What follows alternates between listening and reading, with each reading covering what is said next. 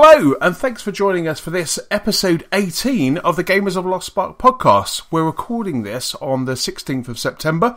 I'm Antony Chesson, and joining me, as always, is the other spark on the pod. It's Mr. Darren Whitten. Hello, sir. How you doing? Hi, yeah, I'm okay. How are you? Yeah, I'm not too bad. Still playing lots of games, which is it's really good. I'm enjoying that there's too many games to play. I must admit, though, I did have a bit of a break. On kind of Monday and last night, which would have been Wednesday, because Monday, Age of Ultron came out on Blu-ray. And last night, I don't know if you watched it, but I watched Game Changers on BBC Three. Yeah, I did watch it, actually, yeah. What did you think? I thought it was interesting. I thought the end was just terrible. Right at the end when he just spoiler alert, just ripped someone out of a car and just kind of drove off. I thought that was a little bit stupid. But I don't know. I mean, it was obviously hyped up and it didn't give the real story. I did see that Rockstar were tweeting at the same time that it was airing, saying that this was just a load of rubbish, but I thought Radcliffe did really well. I thought he was really good. Yeah, I thought he did really well as well, given from what he was given, and it just shows that he can maybe not make a silk purse out of a sow's ear, but he did very well, didn't he? He did indeed, and I just, my one takeaway from that is, if you look at kind of where they were when they were making Vice City and where the gaming industry was when it was making Vice City and San Andreas to where we are now, it really does show that we've grown up, that the gaming industry has grown up. Look at our games, look at the landscape of games that we have just this year.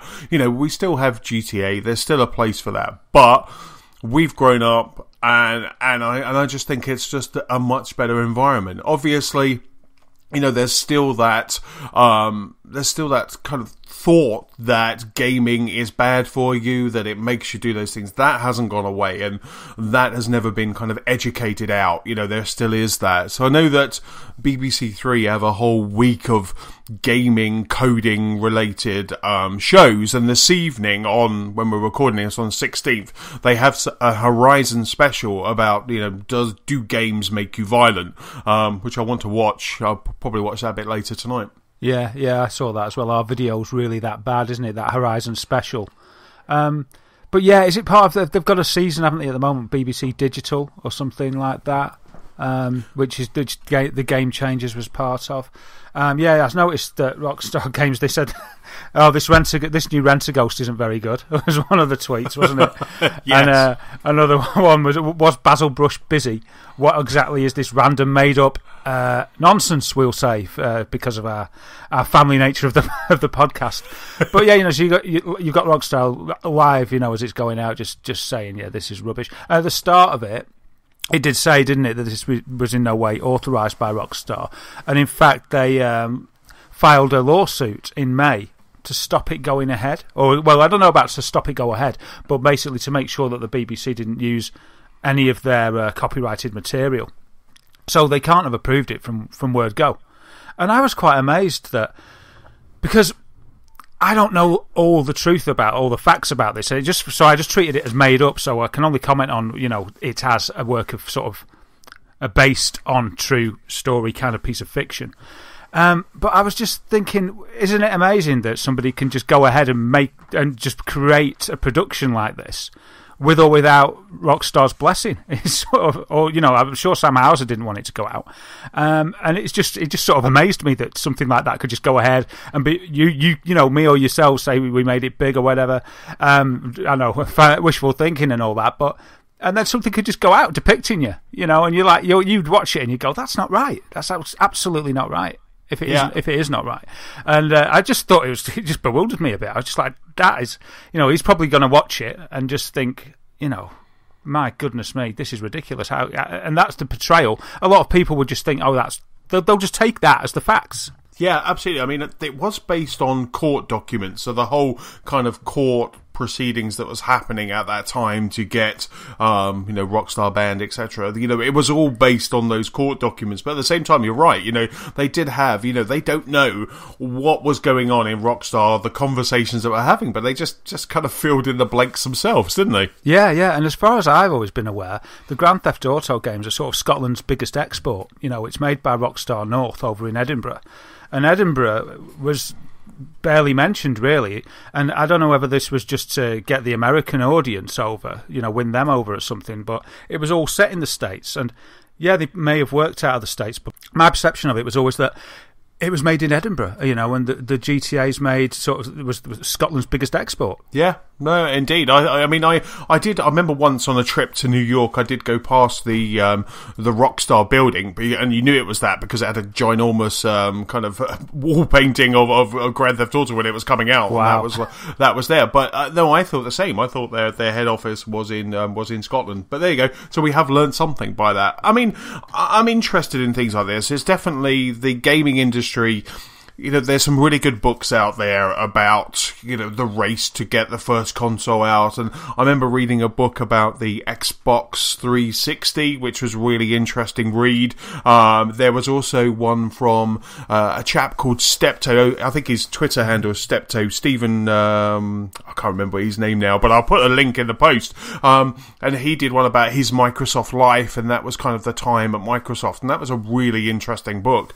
And I'm always interested to see what happens. So, when I heard about this, I was quite excited. But, I was kind of, I came away going, yeah, that was entertaining. It was what it was. I did notice there was a lot of, it was very Marmite on Twitter last night. There was a lot of people going, this is terrible, it's just crap, and but there were some people that were saying, actually, this is really good. And I do think that, I don't know what it is. I mean, I guess Twitter gives everybody a voice and we can now put it out there, which is a positive thing.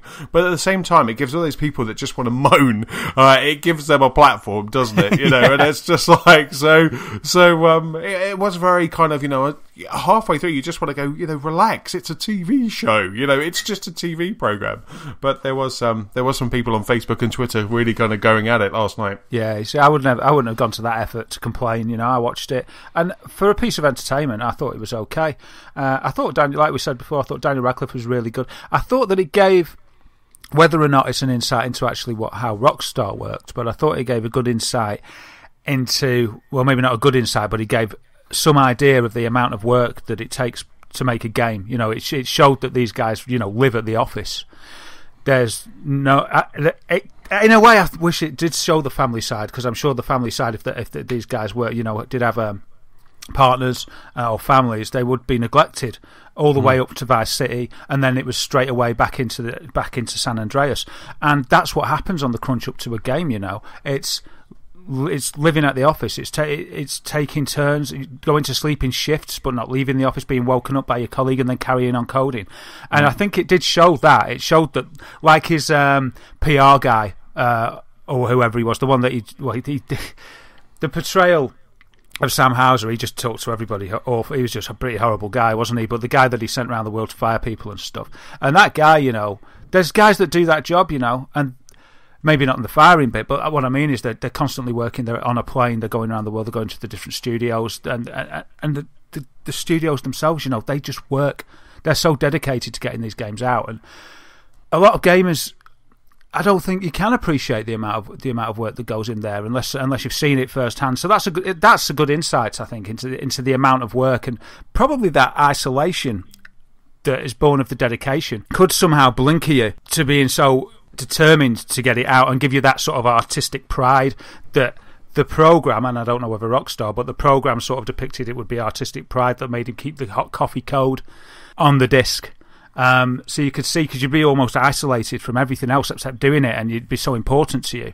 Yeah, so I thought that was a bit of an insight. But I thought, if it's true that Rockstar's PR guys, when challenged about the code, said that he'd made it up, I don't know if that's true or not, but if it's true, that I was just instantly, why would anyone say this, especially if they're so close to the developers of the game? Because you'd know that it could be so easily proved the other way. Once the PC version came out, and this guy had found the code, it's sort of like you've got your hands on the till, mate, because anyone could just say, well, just go to a shop, buy a shrink-wrapped copy, and the code's on there.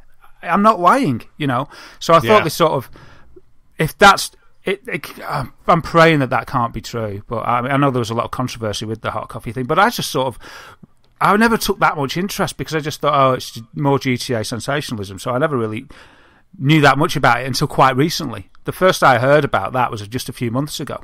I've never actually watched the clip, but I just heard it on a podcast where they referred to the hot coffee incident, and I hadn't heard of it. So seeing a little bit about that on this was quite interesting, but then I'm just sort of, well, this is their depiction of what happened, but who knows what the truth is. Yeah, absolutely. I mean, I definitely, any of our listeners, if you have BBC, via iPlayer, just check it out, catch up with it, because it is worth. It's only an hour and a half. It is worth a watch, I think. Yeah, well, we don't get much stuff like this, so I think it's definitely worth a watch. And for what it's worth, I enjoyed it. I quite liked. Well, at first I was a bit angry at the sympathetic portrayal of Jack Thompson, but then I was thinking, like I've just said about the Rockstar side of things, I don't know the facts really. I've just gone off what I've read off the internet. This is a piece of fiction as well, so I'll take it for its own creation, and I quite liked what they did there, whether it be true or not. I mean, from what I've read, he doesn't come across as nice a guy as he came in from Bill Paxton's acting of him, but yeah, I quite like that. And at first I was thinking that it was very much stacked. I thought, here we go again. It's just trying to, victimise all gamers and make gaming just look like the villain. Especially when every time it showed Grand Theft Auto, it was just, just shooting people. I don't know how they managed it. I mean, I've played a lot of Grand Theft Auto, but I've never just been able to just shoot people just in such great succession. To edit just that murder part. I know that was to get the story across, but there's so much more to that game, and it did allow for a lot of creation, in there, and a lot of artistic creation, and yeah, you can choose to do bad things in there as well, but that's the game, that's why it's got this rating. The mature thing, I didn't realise that there was a higher level than mature in America, and that if it got the adults only, it wouldn't be stocked at some of the main retailers, so I thought that was quite interesting as well. No, there definitely were kind of bits of really kind of some interesting tidbits into that whole kind of Grand Theft Auto world. But no, I mean, like I say, I would definitely like to see more. And I should think, we've had one, and we've got another kind of Steve Jobs movie coming along. I'm sure as time goes by, there are some great stories that need to be told, and they will be depicted, that way. And I just, I'm all for it. And I just think, because it got such a backlash, okay, it's not going to win any Oscars or any awards, but it was interesting. And I just think, if you're a gamer, try and get behind it, because this could lead to bigger and better things. Yeah, and I mean, backlash is better than nothing. That it started some debate, it started some talking about it, it's reignited an interest in this, so that can only be a good thing. I did think that they sort of got across the fact that the lawyer Jack Thompson was very much convinced that gamers were evil, or this type of game was evil and ruining children's minds and all this thing. I would have liked, on Rockstar's half, or Rockstar's side, I would have liked it if they would have maybe put in a little bit about them saying, yeah, is he really taking it that seriously? This is a satire on American culture, and that's what GTA is, really. But yeah. I was surprised that they didn't just put that soundbite in when he was sort of... They were all in a line watching the TV, and Jack Thompson... I hope I didn't just call him Jack Tretton by accident. Jack Thompson was saying his thing, doing his lawyer thing, sort of dissing them. And they gave some reasons or something. I think he said, you don't have to do this, or this is art, or something like that. And I just would have liked him to say, well, it's a satire, and satire is art. Something like that would have just been a nice little argument from the gaming side, because I was starting to think it was getting a bit stacked the other way. But then when I watched it all, I thought they dealt with it quite well, actually, on each side. I thought they were kind of fair, but at the beginning I was like thinking, oh no, they're making out that games are evil and all that. But in the end, yeah, I thought that I thought it was kind of fair enough, but I would have just liked that key phrase. I would have liked it to be mentioned about the game being a satire of American culture, or a satire on the over the counter culture that we have these days, and what have you. There's a lot. It is, because the whole thing's a satire, but that was just missed out, and I'm surprised, by the kind of people that make these dramatisations. I'm just surprised it didn't get put in there.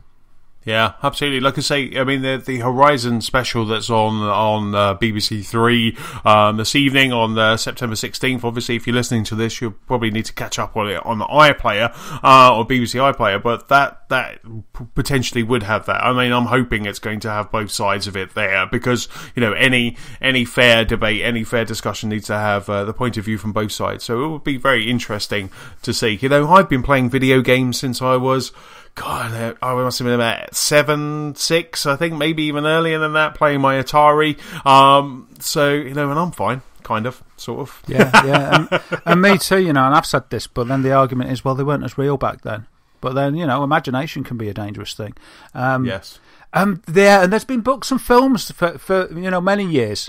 Books even longer than films that have been quite explicit and dealt with very adult themes and murder and stuff. I mean, instantly, I think when there was the scene of the shooting, and I was like, oh man, this is really terrible. But Grand Theft Auto, I don't believe, is to blame. And I was saying, what about Terminator 1? Terminator 1 was around in the 80s, and he walks in and clears out a whole police station. And I don't remember hearing any copycat crimes about that. Clockwork Orange, yeah. I think that had Clockwork Orange, I believe, had a copycat killing, so the rumour goes, I haven't researched. That's a hard one to say. Copycat killing on Clockwork Orange.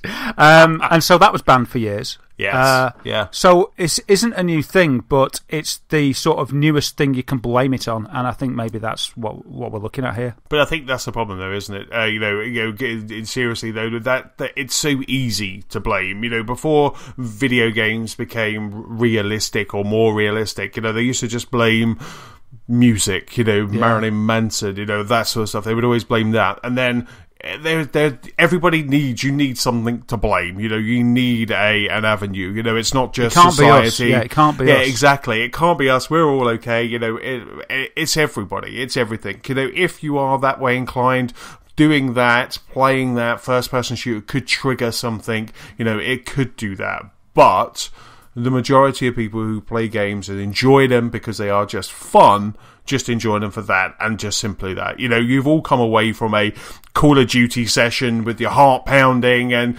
that's just adrenaline. That's just having fun and enjoying it. It would be the same if I went for a run around the block, although I'd probably just throw up a lung, but it would probably be the same if I went for a run around the block, or just did something, and it's just the same. You just get that. So it's an interesting one, and it's an age old debate. So like I say, but I think until we can educate everybody, until there is conclusive proof, there's always going to be two sides very much kind of battling it out. Yeah, and then there'll be the next thing, whatever's the next thing, whether it's VR, whether it's something that passes that we haven't got to yet. There'll always be something like this. I mean, rock music was the devil in the 50s, as the young rebelled against the sort of boring music that they had then, and rock and roll and blues and things came out, and there was a big uprising about that back then, so there's a cycle there. Absolutely. Well, anyway, so what games have you been playing this week? So what one of those mind-bending games have you been playing this week? I've been playing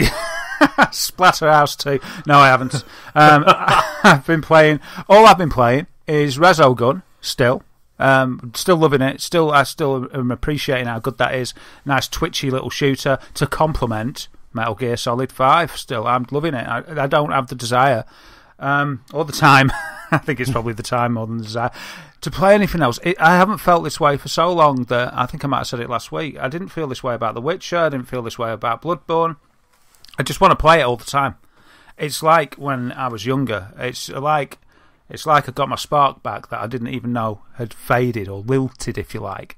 And yeah, I just think about it all the time. I could be playing it now. What am I doing? But yeah, I really just... If I start hearing your controller whilst we're recording the podcast, I know exactly what you did. You're like upgrading your mother base while you're on the podcast. Yeah, Ride of the Valkyries is in the background. Just the Chopper's Ascent. Which incidentally I worked out how to do after you said last week. I bought that microphone development, and I figured out how to set the tune, and it's class. Absolutely love it. I love the whole game. I'm absolutely thrilled by it. I had to look how long I played it for. I played it for... It'll be more now. It was 37 hours the other day. That's more than I played The Witcher for. And and I even thought... And you're probably only at about 10% now anyway, aren't you? Just about 18, I think. But I hadn't even noticed. Whereas with The Witcher, do you remember me saying, "Oh, I'm trying to get through it," and and all this. It's sort of a bit moany, but I just can't get enough of this, and I absolutely love it. So what have I done? Don't want to spoil anything, but I've got the dog. The dog's grown up, I mean. So I've got the dog as a buddy. Right, so does that mean, don't forget you're getting into spoiler territory already, so does that mean that I can swap out my horse for a dog? You will be able to, sometime. You can't ride it, though, can you? What, ride the dog? Yeah. No, not unless you find the solid saddle.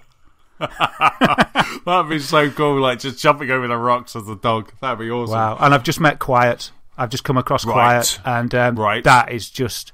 I just love it, mate. I just love it. Oh, yeah, absolutely. Oh, fantastic.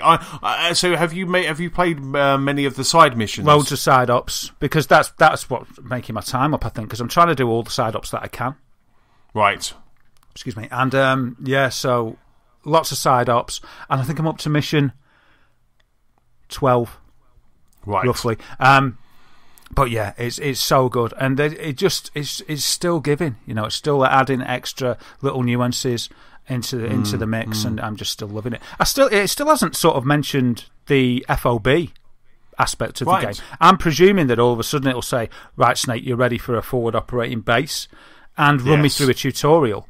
So I haven't seen that yet. So maybe I'm not that far along, because I can't see an option to even set that up. But I'm not interested, really. Exactly. I mean, I must admit, I've been kind of obviously been playing Metal Gear Solid, amongst others, but I've been playing Metal Gear Solid as well, and I started doing the side missions, kind of, I think something you said last week, I was like, I'm going to just delve into those side ops, and there was one that was really weird, and there was a guy who had been kind of roaming the landscape for 8 years. Oh, yeah.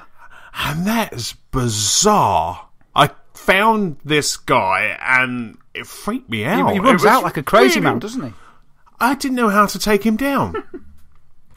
And then he just ran off, I think, or killed me. Yeah. I was he throws a smoke bomb or something, and you're like, what's going on?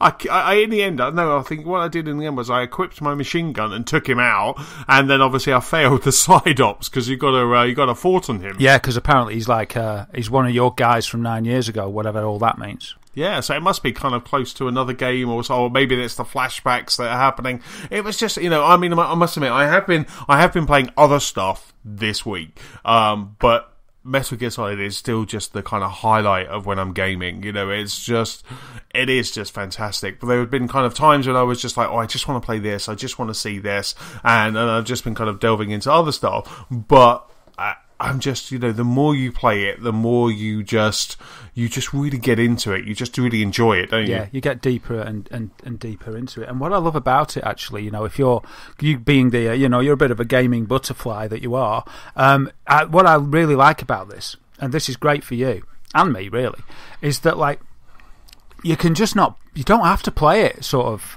mission by mission by mission. You can just sort of look through the list of everything you've done and that's available, and just do a side up. You just think, you just read the synopsis and you think, I really fancy doing that, let's have a go. And the thing that I think is really good about these side ops, I mean, I'm not saying the way I'm playing it's the best way. It's certainly not the best way for getting through the game quickly. But what I really love about it is the side ops, they're training you. They're sort of training you, and they're refining your skills, and you from whatever the side op's going to be. So you sort of just learn things in the side ops, and then you're more prepared for the next mission, I think. And I really, really like it. I mean, there's a few things that I get annoyed with, like if I get stuck on a rock with the horse, or I can't crawl and slither off the end of a rock, because when you're prone you can't do that. And with the Jeep, I'm always crashing into great big sandy rocks because I can't see them. But maybe I should switch the lights on. But yeah, I just really like it, and I just feel that I'm just on the tip of the iceberg, but I could just play a side op, and one that I've already done, because you get all these other objectives, and yes, you can just think, right, I'll try this then. And I did that on like mission 1, and I realised that it was just, and it's sort of a difficulty, it's just a way of saying to get them all is very difficult, and it'll give you like an objective that you can't do yet. And I'm like, how the heck can you do that? So I'll just think, well, hopefully that'll become clear later on as some extra mechanic is introduced into the game. But yeah, I'm besotted with Metal Gear at the moment. I can't get enough of it. It's just on my mind. I wake up thinking about it. I think, oh yeah, I could do that. It's great. I love it. No, absolutely. I mean, even me, I think it was kind of one day last week, I woke up early. I was working from home. I woke up early, and I just went down to the movie room, stuck my headphones on, and just started playing. I think I was up at like 6 o'clock in the morning on Saturday, and I was just, I gotta have a game. You kind of wake up, and instead of going, oh, I'm going to go back to bed, I just kind of wake up, skulk out of bed, and then kind of go downstairs and just kind of get some coffee, and then off I go. I love it. I think I'm about 7 side ops in, and I think about 8 main missions, and I just really just don't want that game to end. Yeah, it's so good. I got a good Easter egg the other day. I don't think this is a spoiler. If you think it is, I'll edit it out. But what it was, I'd been out in the operational zone for ages, just doing stuff, sort of free roam, and then just doing side ops. But then when I finished one, instead of going back to Mother Base or getting in the helicopter, I just carried on. And I decided I'd do like 3 or something. And anyway, it took a while. And then I thought, at last I'd done it after many restarts and probably much cursing. And I did it, and I felt really pleased. So I called back the helicopter and went back to Mother Base. And I got this little cutscene. All of a sudden, it sort of didn't land the usual way. It sort of cut to Snake, and you could hear this like zzz, zzz, this buzzing sound. And all of a sudden, I could see all these flies everywhere. And I thought, oh, is something going to happen here? Something big. And nothing happened. He opened the door, dropped down, and you could see sort of all these flies buzzing around him. And as you walked past the men, they saluted, but they were all like sort of holding their noses and going, oh. And then Ocelot was stood at the end, and you got to him, and there was only him that sort of is equal enough to Big Boss to sort of say it, and he just went, "Snake, you stink!" threw a bucket of water in your face. And I thought it was brilliant, and so I went off and had a shower. So the longer you're in the desert, or you're in the operational zone, you start to build up a bit of a personal hygiene problem, and you need to go back and sort that out. Otherwise, it doesn't go down with your men. Don't go down well with your men, I should say. That's so cool. I'll tell you what, it must be, because every time I start a new mission, so when I've been to Mother Base and then you start a mission and you get to choose, what equipment you're taking, what buddy you're taking, all of that, I always change my equipment. So I always change my outfit so I have a fresh outfit, because if you've been kind of taking men out and stuff like that, it gets a bit bloody, doesn't it? Yeah. So what I do every time, I kind of unequip the one I'm wearing and then re-equip it, and I get a fresh one. I get a fresh set of cargo pants, and I do that every time, and it's just like, so I always go in fresh and clean. That's a nice touch, freshly pressed on the battlefield. Exactly. I want to look good if I'm in the battlefield. Thank you very much. Have you customised your own emblem? No, not yet. I didn't know you could do that. Yeah, I went into. I think you can only. Oh, that's a couple of hours lost. Yeah, and it's ridiculous. But there's loads of options. So instead of the DD, I've got Diamond Dogs written now with a red dragon behind on I think it's a green background, and with a circle. I don't know if that's different than the original one. And yeah, so I spent about half an hour, 3/4 of an hour doing that, and it's dead good because it changes the badge on your. Let me just think about this. On your right sleeve, on your shoulder, your double D badge changes to the emblem that you've made, and on your canisters, the big cargo containers on Mother Base, they all have your logo as well. Oh, wow. Okay, that's quite cool. It's pretty good. It's pretty good. Gives you that touch of individuality. Indeed. I used to like doing that in Halo. I've always got the same emblem in Halo. I always have like a coffee cup. I have a green coffee cup with kind of heat coming out of it. So that's always in Halo. So yeah, so have you been playing anything else apart from those two? No, that's it really. Right. Well, I mean, for me, obviously, I've been playing Metal Gear as well. I started playing another PlayStation 4 game. It arrived. Do you know what? I completely forgot that I pre-ordered this from Amazon, and it turned up on Friday. I had a brown package, and I thought, maybe it's Avengers Blu-ray as turned up early. And then when I opened it, it was Tearaway Unfolded. So I pre-ordered this, I think, after E3, when they did the whole kind of, games that are coming out, and Amazon always, you can pre-order it. So I pre-ordered Tearaway Unfolded, and that arrived. So I played that on Saturday afternoon. I had a bit of a go of Tearaway Unfolded, put about good couple of hours into it, and you know what, it's really good. I mean, I enjoyed playing Tearaway on the Vita. It worked really well on the Vita because it was all about touch controls. It's all about kind of putting your fingers through the screen if you touch the back, and it was all of that. But they've done a really good job of transferring all of that mechanic onto the PlayStation 4. Looks amazing, it looks fantastic. It looks like the entire world is just made out of paper, and it's just folded, and it's gorgeous. But they've added some really good features, like I say, with your controller. There's sometimes where you have to light up the screen, and you do that by holding the R2 button. And then moving your controller around, and it puts that little kind of dual shock light that you have on your controller on your PS4. It puts that on the screen, and then you're moving it around. Oh, and it feels good, does it? It does. It feels really good. It feels like, and then you're kind of moving it around. But one of the great things that they've done is they have a companion app. Now, the companion app is either via iOS or Android, and it's via the PlayStation app that you have on those platforms. And then, so you go into there, and there's a button that says second screen. Yeah. And what it does is it basically turns into a cutting board. Because in Tearaway, you can make things, you can personalise things. Like, one of the first missions you come against is you get the king's squirrel needs a crown. And so what you can do is you can make it. So I got my stylus out on my iPad, and started making a crown. Started doing it on my finger first, started making a crown, and then you just go, send to the game, and it's there, and it's in the game. And it was really cool. And the one thing I really liked about it was I was playing this. Nicola was doing we were doing DIY on Saturday. She was finishing up, and then she noticed what I was playing. And I told her about the second screen. And there was this one bit where you had to make a butterfly. So it said, draw a butterfly wing here. So off she went, on the second screen app. Took ages because it had to be perfect. And then she made this butterfly wing. And then when we sent it into the game was just full of butterflies that just looked exactly the same. And she was really blown away by it. It was just such a cool touch. Yeah. And it's such a great game. It uses the little D-pad that you have on the controller. It uses that to do some stuff, so that's very kind of touch sensitive. Does that, and it just plays really well. If you played the Vita game, or if you've ever been interested, it's a really good buy, and it's a cheaper title as well. Oh, is it? How much is it? I think it's like about £28. Oh, I think okay. you get it for about £27. Yeah. So, on Amazon, probably, I think it's about 35 on the PlayStation Store.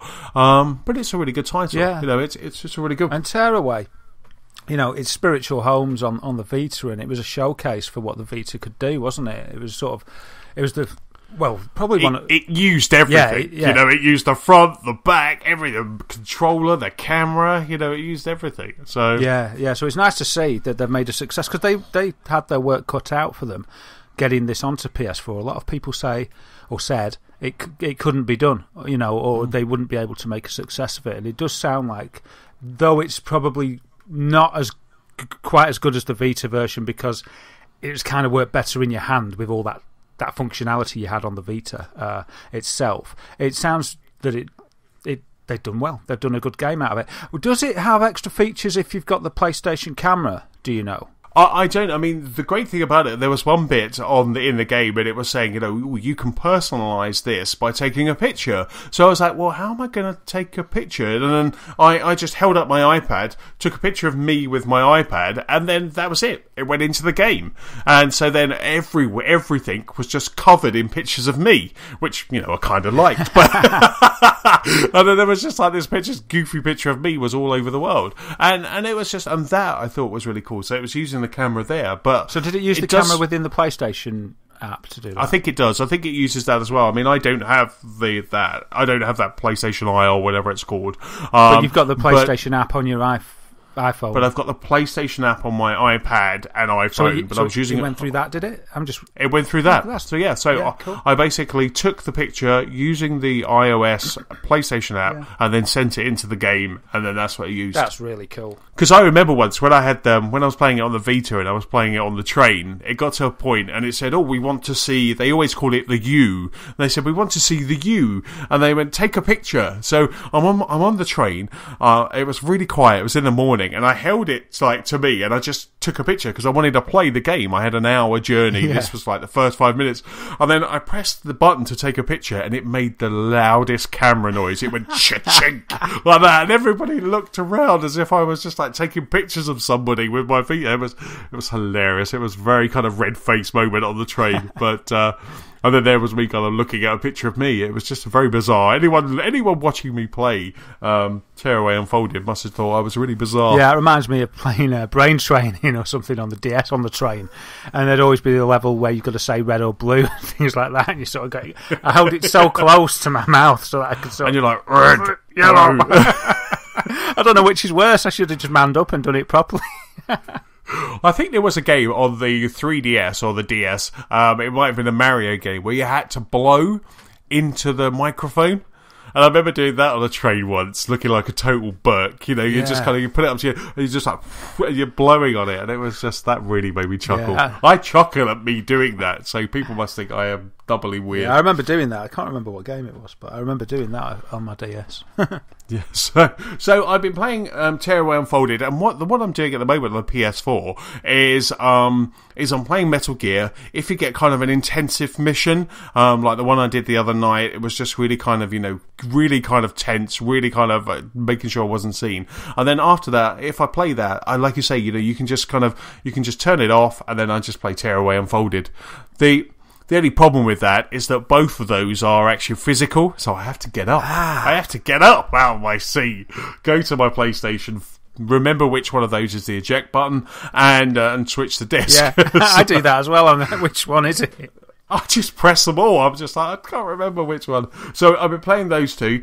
Over on Xbox Land, came to, I was very excited, Darren. I come to I think it was last Wednesday, might have been Thursday. There was a tweet from Turn 10 going, all of those people that have downloaded the Ultimate Edition, you can now play, the Deluxe Edition, you can now play Forza 6. Wow. And I was like, score. Ran down to the Xbox. I was like, I'm going to play this. Even though it's late, I'm going to play it. Fired it up because I know I got the full Bifter edition. I got the extra cars. I'm like, yeah, here we go. I'm going to get this. This would be fantastic. Got very excited. I might have even made myself a cup of coffee. Sat down. Didn't have that edition. I downloaded the wrong edition like 4 months ago when I bought it. I downloaded the Deluxe and not the Ultimate. And I was just like... And then I hit play, and I looked at it, and he said, you can play this on the 15th, or no, the 17th, which is on Friday. And I was like, it says now. So I turned off my Xbox, turned it back on again, went into the store. Troubleshoot mode. Yeah, exactly. I'm like, right, okay, what's happening here? And then I realised that I just had the wrong edition. So I was just like, damn it. It doesn't sound like you. What can you remember what made you go for one edition over the other? Well, there was. I mean, I thought I went for the top edition with everything. Yeah, because that's what I always expect that you do. Well, exactly. You go in, you got Forza 6 normally, then there's the Ultimate Bundle, then there was the VIP, and then there was the Deluxe. And even I don't even know which one I've bought, but it was the wrong one. I was just like, so I just sat there and I was like, I went from elation to deflation in a matter of minutes. And I was just like, and then I realised I was even thinking about looking at my purchase history on Xbox.com to figure out which one I've got. And I was like, and then I was looking to see if there was a way to upgrade it. I was just about to say upgrade it for like £10 or something. And I was there no way to do it? No. So I was like, damn it. So everyone got, all of those people that bought that, they got to play it like Friday or whenever it was. So I've still got to wait. I've still got a couple of more days before that unlocks on my Xbox. Man, I bet the air was blue. I mean, you know what? Oh, it really was. I was cursing myself. Our gaming listeners will know that there's nothing worse than a letdown on an expected release day, which that really was. And in a whole week, oh my goodness, I'd have been so... I'd have been distraught. I'd have been distraught. Like you, I'd have been like, right, on the store, right, there's got to be a way. There's got to be a way. I could just upgrade this. How could I make such a stupid mistake? You know? Well, exactly. I was looking and thinking, well, you know, it hasn't unlocked yet. Is there a way for me to get a refund so I can buy the other one? I think there was like £10, £12 difference between the two. And I was just like, in what world did I do that? You know, with one of my favourite games, you know, one of my hotly anticipated games of this year, you know, why did I do that? And I was just like, damn it, Chesson. You know, it's a hard lesson, but, you know, it's a week's a long lesson to learn. I'm sure you won't make that mistake again. No, but, you know, I did have another new, apart from, I mean, I had Metal Gear Solid, I had Tearaway, and then my last biggie this week, which I was playing co-op with Nicola, was Destiny. So we're back into Destiny. We downloaded the 2.0 patch last week, and Taken King had come out, so I found a downloadable, it was within the game, where you can just download just the Taken King. So because we already have the other two DLCs, we could just download just the Taken King.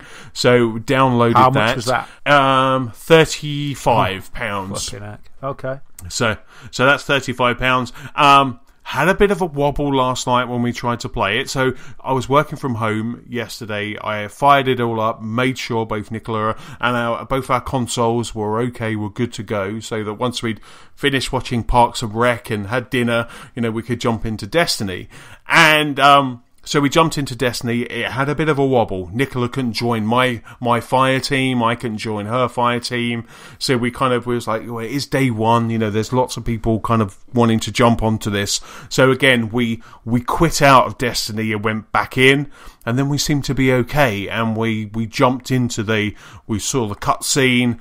Some fantastic story. I could actually use that word without air quotes. Wow. There was some story. There was some person. Even Nicola looked at me, and she doesn't know the kind of gripe that the gaming community has with the lack of story in Destiny. But she was like, "Wow, they've really added personality to all of those characters." You know, we had a bit of Nathan Fillion kind of putting in some voice acting, and we jumped into it. They've made some fantastic changes to quests and you know, your side missions and your main missions.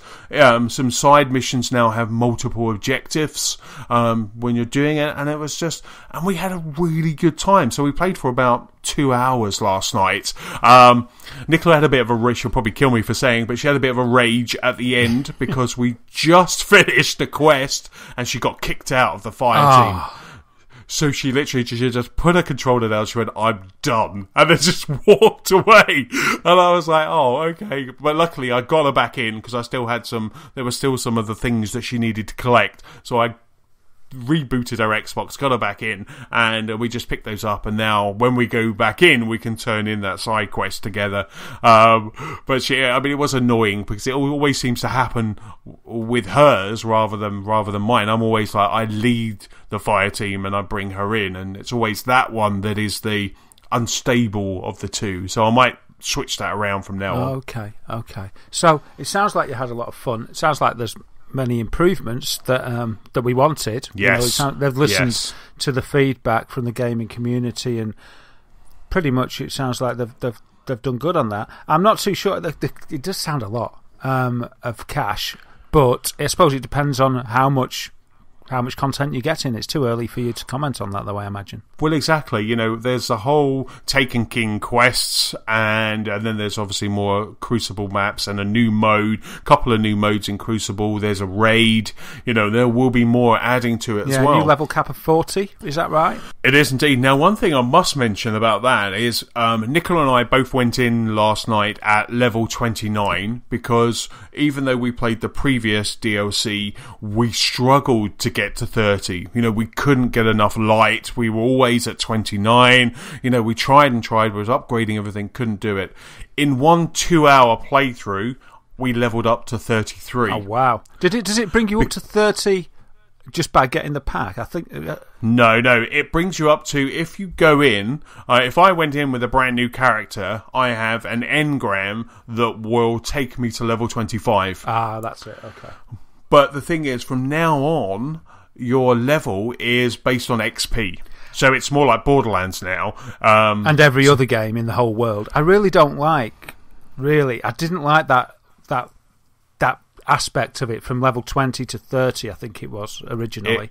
I think it was like when you got to like it was 20. I mean, I got confused, and it was just on the look of you go through this hell, quest or strike, and at the end of it, if you did it online, if you did a strike online, you're praying to get an item, a piece of light armor. Yes. And either nobody would get something or somebody else would get it. It was like, for a start, it was random whether anybody got anything, that was good.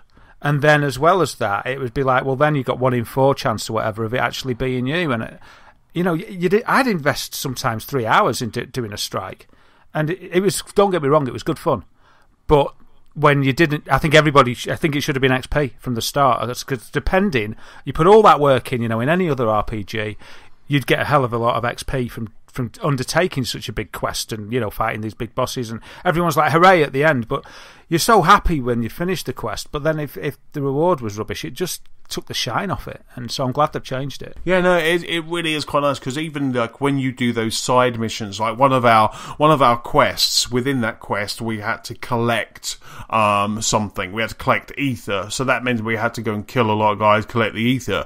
So we did some of those missions where you have to just kind of hunt down a whole group, and as you were doing that, and once you kind of just ticked off just a tiny mission, you could see your bar growing, and that felt just so satisfactory. And I did tweet out a picture of Destiny. It's a gorgeous game. They have some of the most amazing skyboxes. When you look up in Destiny, it's incredible. And there's, we've already come across a new area straight away. We did have to go back to the Cosmodrome for one of them, so we are going back and retreading over old ground again. Mm-hmm. But there was new enemies. We got the Taken now, so it just adds an interesting twist. And with hopefully her rage would have settled, and we could go back to it over the weekend, because I'm back into Destiny now, and I really like it.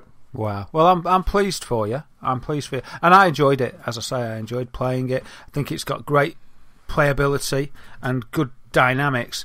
I think, like I said before, and I think I've just put my finger on what it was that I feel that I was promised and that I didn't get. I couldn't think of exactly how to articulate it last time I sort of moaned on about it, but I was expecting sort of the shooting and combat playability of Halo game, which you'd expect with the Bungie reputation, which they've done. I don't question that. I think it's a good, fun, tight shooter that looks beautiful. I won't question any of that. But I was sort of expecting, with the 10-year story and all these other promises that they made that got ripped out by Activision and etc. You read through the court documents if you want to see more of that. I certainly couldn't be bothered trawling through it all. But I was expecting sort of like a Mass Effect type story, and I was expecting to get that engaged in it. So that was the disappointment for me. I was expecting to be as engaged in the story as something like Mass Effect, or even just Halo. That had more story, and it was the lack of story that put me off, really. And the sort of, you sort of saw that they didn't have many assets, and it seemed to be cut down, and all the rest of it. With the repetitive. Yes, play. Absolutely. But I'm not. I'm saying. So that was what disappointed me. But so I was sort of expecting like a Mass Effect game entwined within, because I was thinking, that is. You might think, oh, that's too ambitious, but when they're saying a game's going to last 10 years with a great overarching story, that's what I was sort of expecting, and that's why it hurts so much, because I wanted that so much. But as for being a shooter, I loved it. I think Nicola, your good lady wife, is sort of kind of not knowing about that and not being disappointed. She's not bothered, is she? She just enjoys it for what it is, and I think that's a nice way to be. Well, absolutely. I mean, I think it's very, she doesn't get caught up in all of this hype. Obviously she listens to the Gamers Lost Spark podcast. Oh, who wouldn't? It wouldn't. It's awesome. But it was quite funny, actually, because we were driving home from somewhere on Saturday, and I said to her, Taken King's coming out on Tuesday. I explained what it is, and I said, are we going back into Destiny? Question mark.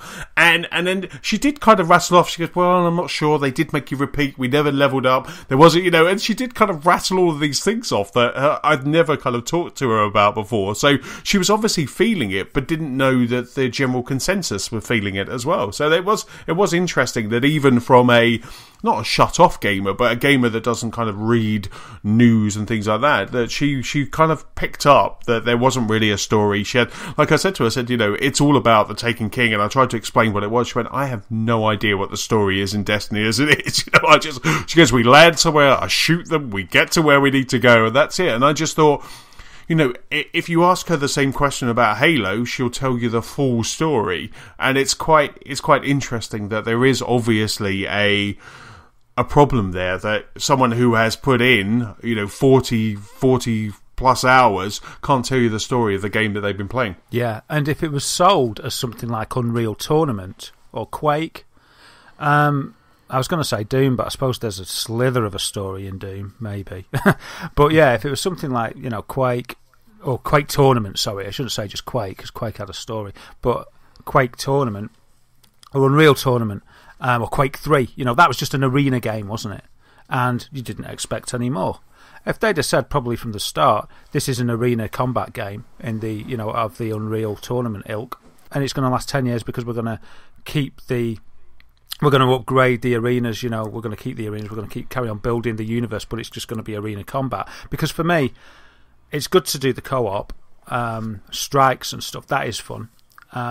But when you take away the story, to me, it becomes as sort of shallow as Call of Duty multiplayer, or Unreal multiplayer. It's just about that. It becomes a Twitch reaction shooty game, really. Yeah. And yeah, like you're saying, you play a game for so long and you haven't got any clue. There was some sort of pretense at the beginning. I remember then. I did not get what they were on about. I remember but I thought the production value was really high. So when I first started playing it, I was thinking, wow, this is going to be great. The promise here is so great. And you're playing and playing and playing. I mean, I didn't finish Destiny in the end. I just got bored of it. I started to play online on the Crucible. I did like that. As I say, I loved it. But yeah, I just thought I'm going to rebel, and I did. But I mean, like I say, I'm back into it. I'm loving it. Like I say, we had a good time last night. I'll probably go into the Crucible over the weekend because they've got some things like Capture the Flag, kind of a Destiny version of that. We also got some exotic weapons as part of kind of pre-ordering because I did it on the Monday when it came out on the Tuesday. So it's. If you're curious and you kind of liked it, and I would definitely say it might be worthwhile to just, give Destiny another try. Obviously not for you, Daz, because you've given your copy away. I must admit that the whole kind of Dinklage versus Nolan North, not much difference. I think it's bad script because Nolan North's in there now. He's just as the same as Dinklage. I don't think he has brought anything else to it. He's just reading out the doggerel, and that's it. We need Radcliffe. We do. Radcliffe. He'd sort it out. We could hear him speaking through his beard. It'd be amazing. But I must admit, like I say, all of the I'm not quite sure, they're kind of head guardians. One of them is Nathan Fillion, and they did really well, and there was a really good cutscene, and you're like, oh, I know exactly what's going on. This is quite interesting, and like I say, and the Taken are a very interesting enemy as well. So if, for instance, me, if I wanted to get Taken King, I wouldn't get the DLC. I'd get this. There's an edition that includes everything, isn't there? There is. What you would have to do, you could buy Destiny with the 3 DLC packs, or you could buy a pack that included the other 2. Because I think in order to play Taken King, you have to have the other 2. So there is a pack there. Even the one that I bought, if I hadn't have bought the other 2 DLCs, or I hadn't bought the season pass, then I would have got them with that pack, and that was like £35. Okay, so just putting you on the spot here, you may not know the answer, but if I wanted to have everything now, can I get that in one package? And you can indeed. You can get that retail or digital. And how much is it? Is it 50 quid? I think it's probably about 50. It's probably £60 online, but £50 on Amazon or Game. Okay, all right, that's not too bad. It's not too bad. If you never played it, it would be well worth. It's a bit like we said about The Witcher. By the time I'd finished it, people starting it at that point were playing, really embarking on a different journey than I did, because of the amount of improvements that had been put into The Witcher. And it wasn't that it was unplayable from the off, but there was just so many refinements that went into CD Projekt Red, reacted to the feedback, like the inventory store box system, for instance, and just fixing bugs and making things shinier and making the text easier to read, and getting there was just loads of different improvements over the time. The last one went in probably about a week before I completed it, and it's interesting that we had this debate before. It's almost better to wait. Like, somebody getting Destiny now, they're getting a real good deal, and I don't think, if I was jumping in now, having not been burnt, I'd probably be arguing that this is an amazing deal, it's an amazing package, it's good value, Do you know what I mean? So it's almost better to wait, and we've talked about this before, and that's sort of against what the publishers want you to do, because it's all about getting that day one investment. So it's just interesting. Absolutely. I mean, like with Destiny 2.0, they've improved vault space. You don't have to go back to the tower to turn in those side missions, to turn in those bounties. It's just a lot more accessible. The weapons that you get, you can now store them in your vault. The way that they've organised the front screens, and it just seems like they have sat down, they've listened to the gripes that they've been getting for a year, and they have improved it, and hats off to Bungie, because they've got something special there, and they are just trying to give everybody what they want. And I think Destiny 2.0 is definitely a way forward. It will be interesting to see, maybe this time next year, are we going to get a Destiny 2, an actual kind of another disc copy, or do I just continue to keep topping up what I've got? Yeah, time will tell. And it's a wildly popular game, and Bungie and Activision are making the money out of that. I've been calling it the Taken Cash, but it just occurred to me that it should maybe be called the Taken Ching. Super. That was a good one, that, I reckon. It was not too bad. It was like 6.8. I'll give it on the. I thought that was the new Kingdom Hearts you were talking about, but we'll get to that. Oh, yeah, don't even get me started on that. So anyway, well, let's do that. Let's start our news section. In this week's news section, we're going to be discussing Sony's first of 3 conferences, a new Telltale release date, and also, could we have a new developer for Half-Life 3? So the top story this week, TGS. TGS is happening, the Tokyo Game Show. That's happening right now. And Sony had a press conference on, I want to say, Tuesday morning at about 8 o'clock. Yep, that was right. Our time, UK time, it was 8 o'clock till 9:30, wasn't it? Yeah. And it was a very, I don't know about you, I mean, we won't go through the entire conference, but I don't know about you, but it seemed a very stifled conference. Humble, humble in a way, wasn't it? Absolutely. I think, because, if you compare that to E3, they've got the biggest wraparound screen and everybody's going mad. In this one, it was just all very, very sedate. It was all very it was quite nice for 8 o'clock in the morning. It kind of nice to have it with your breakfast. Like it was nice kind of... Yeah. They kind of came on. Everybody came on, whatever the developer, they were saying, they were very humble to work with this company. Have a look at this. And they just followed that same pattern. Very interesting. It was very interesting. Even the great Shuhei Yoshida wasn't his kind of normal self. He was very kind of reined in a bit. But enough about that. I mean, they had some announcements. I guess there are some okay announcements. There's nothing kind of earth-breaking. But what was your kind of top announcements, Darren? You asked me a difficult one, and I mean, we must obviously got Bloodborne. Yeah, Bloodborne DLC, The Old Hunters. And they gave a date for that as well as the 24th of November for release. Now, I know that's a Japan release. I'm not sure if that also applies to the rest of the world. It does indeed. Yeah, that's worldwide. And they've also got, on the 3rd of December, there's a limited edition that bundles the two together. Yeah, looks very nice. Yeah, that's really cool. And again, for those that have waited, what a great package to get hold of. Yeah, that'd be really cool. So that, for me, that was probably the best, the best of it. I mean, I was expecting a little bit of maybe, and I wasn't really excited about it. I was expecting a little bit of Last Guardian or something. But I wasn't that bothered because I know it's going to be that far off. So even that really wasn't what I was hoping for. What I was hoping for was some unknown announcement that was going to make me, excited, some kind of exclusive. I think we must just say and remember, though, that this is tailored for a Japanese audience. Yes. So it's... I'm trying to... I'm not saying I'm trying to give them a free pass, but I'm sort of trying to be respectful of that, and that maybe that's why a lot of the games weren't really sort of my cup of tea, and I think your cup of tea as well, and for the ceremony itself of it and the way it was played out was that way, just because maybe that's the way they do it when it's an inward facing or Japanese facing conference. Maybe that's just they don't have that razzmatazz. Yeah, absolutely. I mean, for me, I think kind of one of the standout titles that was very kind of Japanese, it was Gravity Days. So we had Gravity Days, which was was a PS Vita. It was given away once on the PlayStation Plus. And that was, and I didn't buy it. I got it as part of a PlayStation Plus and enjoyed it. It was very good. It was very kind of catered. It had all of the kind of accelerators and things like that on the Vita. So it was a very interesting game. I do love that. I do love anime. I'm a big fan of anime, so it kind of had that style. It was very cel shaded. It was very cool. And they announced that that's coming to the PlayStation 4. And then they announced, and that's coming to PlayStation 4 this year in Japan, but next year February in for the rest of the world. 12th of October, I think. So I was excited when I saw that date because I was like, oh wow, that's something before the end of the year. Can you believe it? So I was surprised. Not outside of Japan. No, well, that's the price you pay for not living in Japan.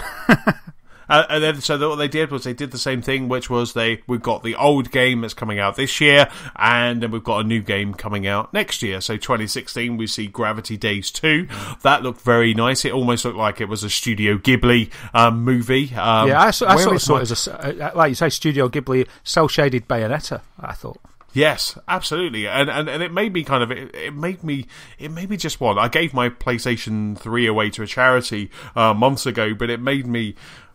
I want to play Ni no Kuni. I started playing Ni no Kuni, and I played, and I really enjoyed it. For me, that was just it was the perfect game on paper because it was Studio Ghibli in a game drawn by Studio Ghibli. It looked like Studio Ghibli, and I didn't finish it, and it had Drippy, possibly one of the best characters ever. Well, I want a HD remake of Ni no Kuni. Oh wow, I'd love that. Is it available on PlayStation Now? No, I looked. Because I was looking the other day at PlayStation Now because I was getting a bit nostalgic and a bit annoyed that they don't just make it free to compete with the backwards compatibility that Microsoft are doing. Because I wanted to play Shadow of the Colossus, but I didn't rent it because I bought it. I bought it on PS3, through the store. I got that Shadow of the Colossus and ICO package. I know a lot of people call it ICO. I sort of can't help it. And I wanted to play it, but I was like, oh no, I'm not going to rent it for $2.99 for 2 days or whatever it is.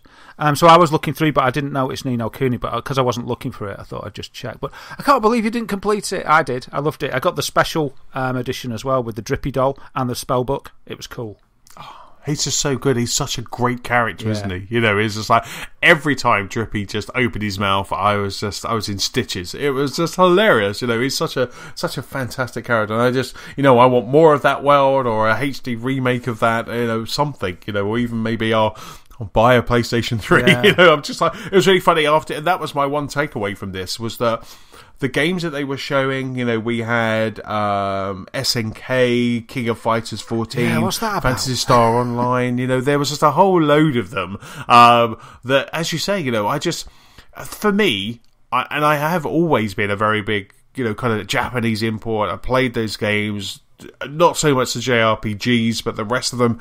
But for me, the same as what you were saying. I'm always very thankful for our Western developers and the indie scene because it's almost like the indie scene is scratching the itch that the Japanese gaming market used to do for me. Yeah, and I think the Japanese, it all started there as far as I'm concerned, and the West got inspired and influenced from the games that came from Japan.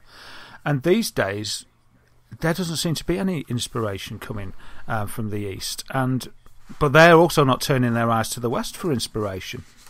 And I think it must be something to do with the Japanese people have turned away from consoles. That The PS4, I think, is the best of the bunch. That's the biggest selling console, but it's still nothing like what it used to be there. They seem to have made a shift as a gaming people away from what I can't understand would be, why would you want anything else than your big powerhouse box in your lounge to play on your demon TV? I don't get it, but they seem to have made a shift to portable, and it's affecting sales, which is affecting the amount of money maybe that they're going to plough into games for the Japanese audience. But then, is it that they can't show them the Western games because they know already that they're not interested in that as well? I don't know. It saddens me. I don't know. I mean, they did a good job of showing Western games. They showed Uncharted, they showed Assassin's Creed, they showed For Honor, Last Guardian. Obviously, that's not. But Zero Dawn got to show. Star Wars Battlefront got to show. But those games were the best looking games. Well, this is what everything else was very stylized. The Western games, everything else was very they're the quality games.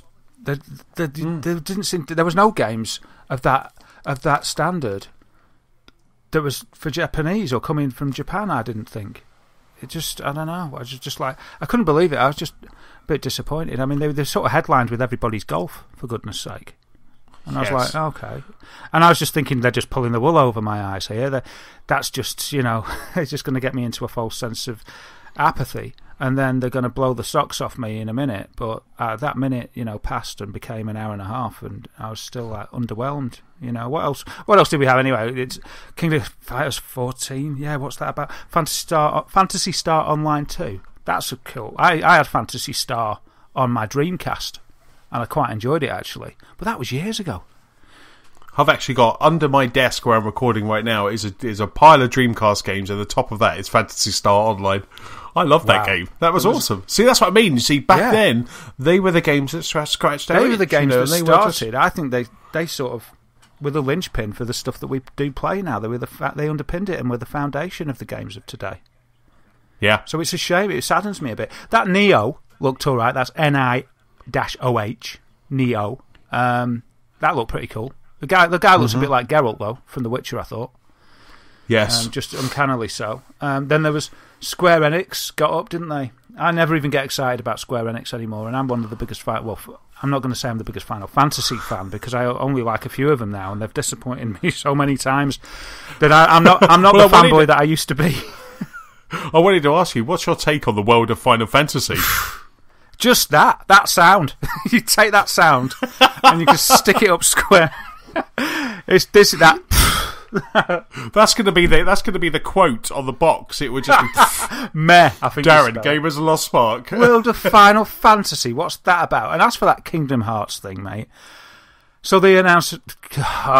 Flipping out! I'm so annoyed. Kingdom Hearts 2.8 Final Chapter Prologue. Not even that. As a podcast I was listening to today pointed out, it's Kingdom Hearts HD Roman numerals 2 dot then a proper 8. Then Roman numerals 8 a numeric 8. Roman numerals 2 a numeric 8. What the and then whatever I can't remember what the byline was. So line dot 8. Oh yeah. And so that's got in it. It's not even a game of its own, is it? It's got a blooming HD version of is it Dream Drop Distance? None of them games count. Who? I'm so lost. Do you know what? When Kingdom Hearts came out, I never played it. I played a demo on a PlayStation magazine or something like that, and I really enjoyed it. Never got round to playing it. But then I thought, because I knew that there was going to be a new Kingdom Hearts coming out, I was hoping, maybe they've got like a HD collection coming out and I can play. But then when I realised that franchise has just lost its way. You've already told me about Dream Drop Ocean, and then there was 2 others, wasn't there, in that package? Yeah. I'm not sure if I can't even remember the names of them now. The first sort of spin-off sequel. I never really count spin-off sequels. Like I never played that Gears one with Baird, whatever that was called, Gears of War Judgment. That doesn't exist to me in my world. It's rubbish. That one that was made, the Batman one that was made by the different developer, I just like, that doesn't count. I'm quite harsh, but I'm quite harsh. But there was one called Dream Drop Distance. There was one called Chain of Memories, I think. And there's some really ridiculous titles. And I was just thinking, just stop milking it and just make the damn game. And I'm so annoyed because they sort of like at E3, Sony was like, oh yeah, well, Square like, yeah, Kingdom Hearts 3, da-da. They won't have done anything on that. I bet that it's like, right, now we've said that, we best start work on it. And Kingdom Hearts 1 was years ago, it was like 2001 or something, or 2003. Anyway, I loved Kingdom Hearts 1 and Kingdom Hearts 2. I think I preferred 1, actually. And I didn't think the crossover would work because I was sort of devout Final Fantasy and I've never been that into Mickey Mouse and stuff. But I absolutely loved those games and I got so into it. I was just like, it really does work, and I loved it. And it unlocked... That's quite good with the Kingdom Hearts thing because it's all about the Keyblade. It unlocked a place in my heart that I'd forgotten how much I loved Disney. And like meeting Ariel, the Little Mermaid, and things, and going around Agrabah, and the cameo from Sephiroth and things in there. And even Ares, my favourite game character ever, the Flower Girl from Final Fantasy VII, was in it. So I was in rapture with it. I absolutely adored those games. And then the milking started, and I was sort of like, brush it off. You know, it's not... Yeah, all right, they can have a few spin-offs, because there's a trend to have a few spin-offs. But not 10 years... you know, and it's going to be longer than 10 years because you get to 10 years and then you get an announcement that 3's coming. It's kind of, can it ever live up to the expectation from the people that played the first one? It's getting into that sort of that hell, I think, personally. But I'm happy to move on from that unless you've got anything to add to Kingdom Hearts.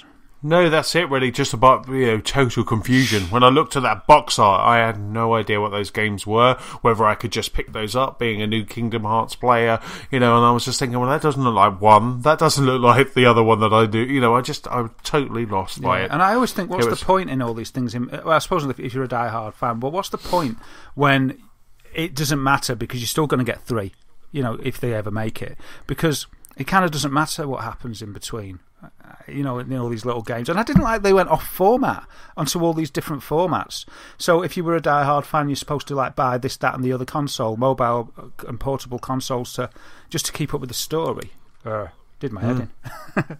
Absolutely. It must be so confusing. If you are that die-hard fan, it must be so confusing just to try and keep up, with the lore and with the stories that's happening. Number 2, I thought, got really convoluted. Really convoluted. And then, here's a few titles. Kingdom Hearts 358/2 Days. There was a DS one. Kingdom Hearts Chain of Memories. Kingdom Hearts Birth by Sleep. Wow. That's a hard-hitting title, isn't it? Yeah. Grr. So if you're a large company, Square Enix are a large company and they've got enough to cover, don't leave us waiting 4 years for Final Fantasy VII or Final Fantasy 15 when you're making all of these things. It's just...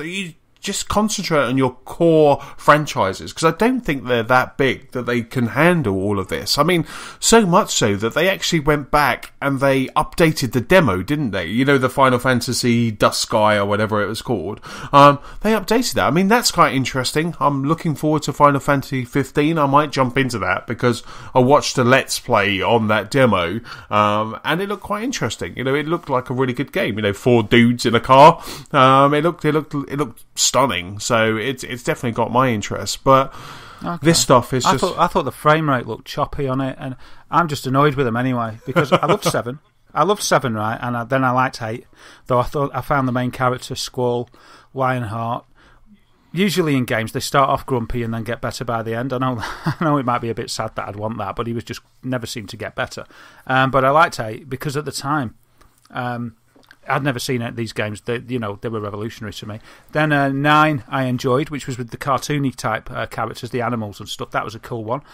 10 I thought was pretty good, but I didn't like it as much as previous ones. 11 I don't count because that's online. 12 I quite enjoyed, actually. And then 13, that was the one. 13 annoyed me. I just thought... The beginning, I mean, I'm all for doing a linear sort of game for a while. I don't know, there's something about that game.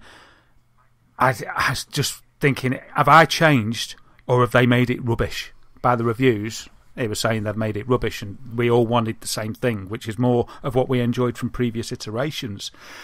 But I was just thinking, I don't know, that they blow in all the budget on the spectacular scenes because, you can't really... hold a candle to some of the amazing cutscenes and the visuals, and I'm a sucker for that, just like you. I do love that, and that was part of the buy-in that got me into it in the first place. But I do need something. It's like, throw me a bone, for goodness sake. I need some story that I want, and after the previous iterations, I always want this sort of, your little band of warriors against ultimate doom. We all want that, and you come out victorious, and there can be a death here and there for the engagement, and victory in the end, and some twists and turns. But it was just all got a bit too shallow, a bit too plastic, and a bit too sort of as if it was being acted out just by plastic Japanese manga figures almost. But they had less personality than even that would. So I'm worried about 15, and if they all go, I can't even do the impression of it, but if they all just sound annoying, I don't know what I'm going to do. But I used to love it so much, so I feel bad. Yeah, I mean, worthwhile. It's not going to be out for another couple of years anyway, so we'll worry about it then. Yeah, I mean, there were some pluses that came out of the PlayStation conference. We got a big one that obviously we're saving. We got some new controllers, gold, silver, and kind of steel black. It looked very much Apple to me. It looked really like space grey. It looked like gold, silver, and space grey. Was like that. I did notice today that PlayStation UK were tweeting that the 20th anniversary controllers are also out and available at Amazon now. So those kind of the ones that look like a PlayStation 1 controller. And they also announced a price drop as well. So there's a large price drop for PlayStation 4 only in Japan at the moment. It was down to 34,980 yen, wasn't it? Which is that about £190? I think it is. Right. Well, I mean, it's an interesting one because obviously that is just, they haven't announced any Western price It's only drop. for Japan at the moment, and that would make sense because it's doing so poorly there. It's doing great everywhere else, so they might not. Yeah. Make it worldwide. But we've still got the PlayStation experience. We've still got the Paris Game Show in October, and so they're October and December. So they may announce a price drop closer to Christmas. I think that would be a very clever move if they did. I love our hobby when things like this are disappointing and we cross our fingers and we always say it's like maybe the next one, maybe the next one. Then if they let you down, like you've got so much expectation on E3, and some years that's happened and you're waiting for it, you're just thinking, well, they're going to blow the roof off, and they don't, and you just like want to cry. But what did you think about? There was no mention of Deep Down. Haven't heard much of that for ages. Do you remember that free-to-play thing from, I think it was Capcom? And that looked really amazing, That was really sort of lauded and hyped when they launched it. No mention of that. What did Capcom mention? Oh, Resident Evil Umbrella Corps. Oh, wow. Just milk that Resident Evil franchise, why don't you? Follow the Square Enix trend. What was that? It's like everybody's sick of FPSs. We certainly don't want to... The Resident Evil fan base don't want a... That's not what they want. They want survival horror. And it's quite a big birthday, isn't it, for Resident Evil? Is it like 20 years of Resident Evil or something this year? Yeah. So well, why not? Yeah. You'd expect, like Mario's 30. He's got Mario Maker, that just came out this week. He's got, there's some things that are happening. You would have thought that they would. I mean, I know Resident Evil 2's being remade, but you would have thought there would have been something that they would have brought out. But this, I don't even have that in my notes. That's how switched off I must have been at that point. By the end, it was hard. It was hard work, wasn't it, mate? It was hard. Oh, the face plates as well as the pads. Yes, going to bring out some face plates, but not for the whole of the PlayStation. It's for the smaller. I was going to say the smaller half, but it's not half. The smaller bit on the left. Well, you can chop and change. There was also bits for the bigger bit as well, wasn't it? So you could have just a... there was a bit. I thought it was only the left bit that you could change. There was different bits that you could kind of swap and change. I think there were about kind of $15, I think, for each plate. That was the price. I mean, I did actually... I quite like these because I did once. When I put the movie room together, I was toying with... I found this... shelf almost. It was like a unit that you could strap your PlayStation 4 like flush onto the wall, and it looked really stunning. the wife poo-pooed it straight away, but it looked really stunning, and I just thought, God, those faceplates on that, you could have really, it could have been quite, fun to keep changing the colour and things. But it was. So was it hung on the wall like a picture? It really was. Yeah, it was really kind of flush to that. Put a frame round. The cabling, just went. The way that I was building the movie room, I had, I rebuilt all the walls. So I could have done some things where I kind of chiseled them off into the plaster, or even before the plaster was on. I could have done some really cool stuff with that, but. Nicholas said no, and quite rightly so. It would look stupid. But those colour plates look really good. Well covered. And obviously, the biggest announcement that we had is that Morpheus has a name change. Yeah, so it's now going to be called...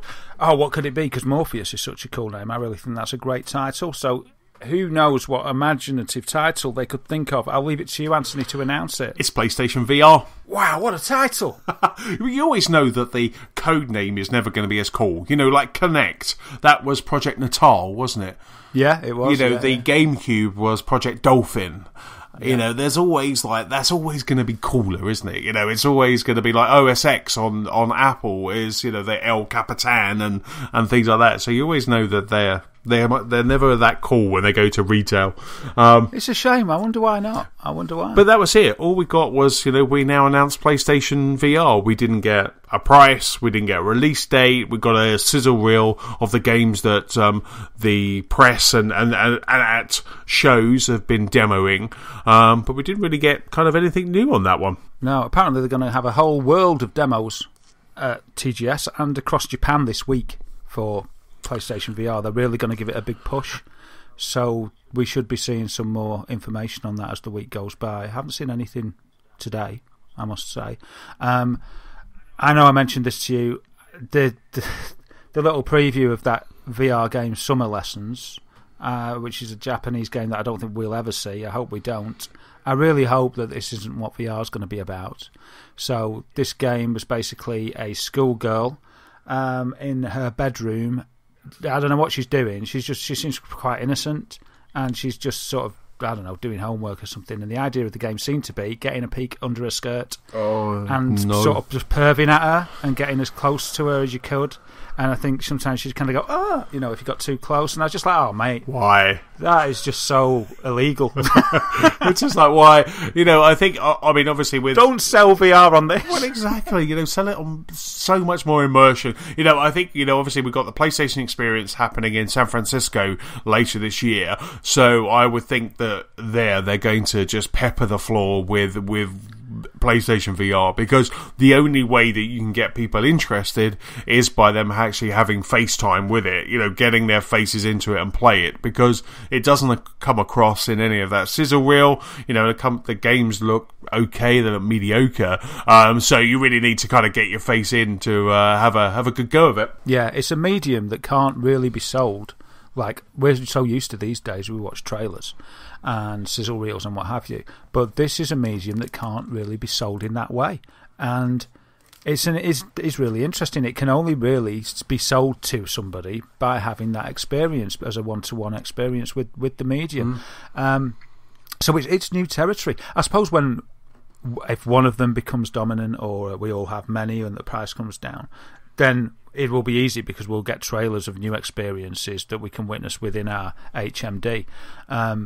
But at the moment, to find out the dominant party, it'll be easy for some people, because if you've only got a PlayStation 4, then you'd go with PlayStation VR, PC, and probably Xbox One. Then Oculus would be the one. And then if you're just on PC, you'll have a choice between Oculus and Vive, HTC Vive. But there's some other contenders as well. You've got the Gear, a Samsung Gear one, which works with mobile phones. There's a number of other ones. The first quarter of 2016 is going to be quite clogged with all the different VR technologies vying for the throne, and it'll be interesting to see whether one of them pushes others out. It's different for PlayStation, because that's just going to be on the PS4, but maybe if that's not good enough, maybe people will abandon that. And if other VR is really good, if it was mind-blowing and word spread, maybe people would say, well, I won't get that, but I'd actually invest in the hardware to get one of either Oculus or Vive, for instance. They're like the main forerunners. And it would be worth doing that. So it's going to be difficult for all of them. But, HTC Vive has got HTC and Valve. so they've got some money. We know that Oculus got Facebook. And so the poorest one, I'd say, I mean, I don't know the numbers of these companies exactly, but I'd say that the one that's probably not got the amount of money, what would be the poorest? I think it's going to be PlayStation VR. Maybe that hasn't got the amount of investment that can be given through the others, because you've got both HTC and Valve, so they're making loads of money on with Steam. And then obviously Facebook is loaded, so they've got almost unlimited coffers for Oculus. So, yeah, and they're all due to come out in the first 3 months next year. So it's going to be very interesting. I can't wait, because I've been waiting for one for ages. I want to get HTC Vive, and it's been delayed, which makes me sad. Yeah, well, we're going to try and have a go at that, aren't we, when we're at Eurogamer next week? Hey, yeah, we are. Oh, I can't wait. But I'm so excited. But I know that's the one thing that I want to do more than anything, especially if it's rubbish, then I can save myself about $3,000. But I'm going to spend my time in that queue. Are you going to be in the queue with me, mate? Oh, absolutely. I'll be in the queue, yeah, and I'll be the first one to take a picture and tweet when you look silly with the Vive on your face. I won't. It's not silly. It's a rite of passage to a new generation of I can't wait. I do worry, just because what I was saying last week, how I am an early adopter. I worry that at some point in my room I'm going to have all of them. Do you know what I mean? Because I can't choose. So I've got. Yeah, I think there's no question I'll have all of them. Exactly. Too. You got kind of Oculus for your Xbox. You got VR, PlayStation VR for your PlayStation. I mean, you say that PlayStation are the one that doesn't have the most money, but they do have a very big. They do have a very big fan base, or a very big install base, don't they?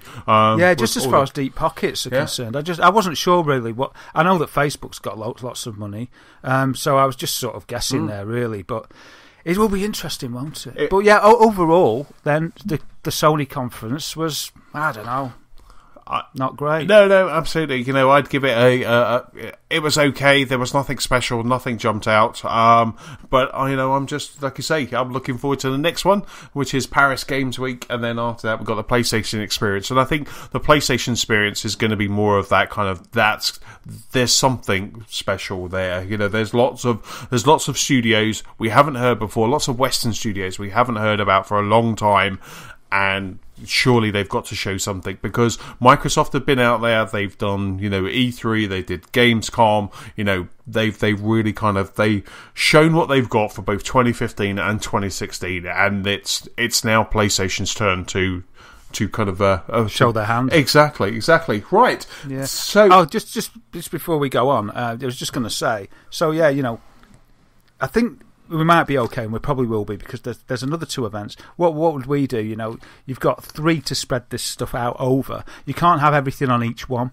Sony know the Japanese audience better than anyone. There is a lot here that we presume appeals just to them, and it doesn't really appeal to us. So I think it could well be that they played the right hand here, because this is the right place to play what they've done, and the Japanese audience may be really happy. And then time will tell with the other 2. But if the other 2 prove to be good, it would be like, I completely understand what you did in Japan there. So we will see. Sorry to interrupt. No worries. That was good summation, sir. So the next piece of news is with me, and we teased it right at the top of our news section, and that is a release date of a new Telltale game. Now, no prizes for what Telltale game that is. It's Minecraft Story Mode, of course, and Minecraft Story Mode is a month away. So, today, Telltale announced that the 5-part Minecraft Story Mode launches next month on the 13th of October. Now, it's 13th of October as a digital download. So your PC, your PlayStation 3, PlayStation 4, Xbox 360, Xbox One will all be out on the 13th of October. iOS and Android and Wii U and Vita, you get that on the 15th. And then on the 30th of October, something for you, Daz, there is a physical version which launches on the 30th of October. So you got your tangible, something to grab version, comes out on the 30th of October. However, that is just it's called a season pass disc. So we're Telltale have coining a new phrase. It's called a season pass disc. It basically, on the disc is episode 1, which is called The Order of the Stone, and then the other 4 episodes will need to be downloaded. Okay. but that will just give you the code or whatever to get them. Interesting. I'll probably download it actually on the 13th. I can't wait. Actually, I'm really excited about it. Isn't it funny that they've lumped Wii U with iOS and Vita? Yes, it really is. It's like it's out on all major platforms, and then Wii U gets it 2 days later. Speaks volumes, doesn't it? Oh, poor Wii U. But it's quite funny how they have to have it on every. It's even on a fridge. It's good because this is going to be Minecraft Story Mode is going to be huge for Telltale. If they get it right.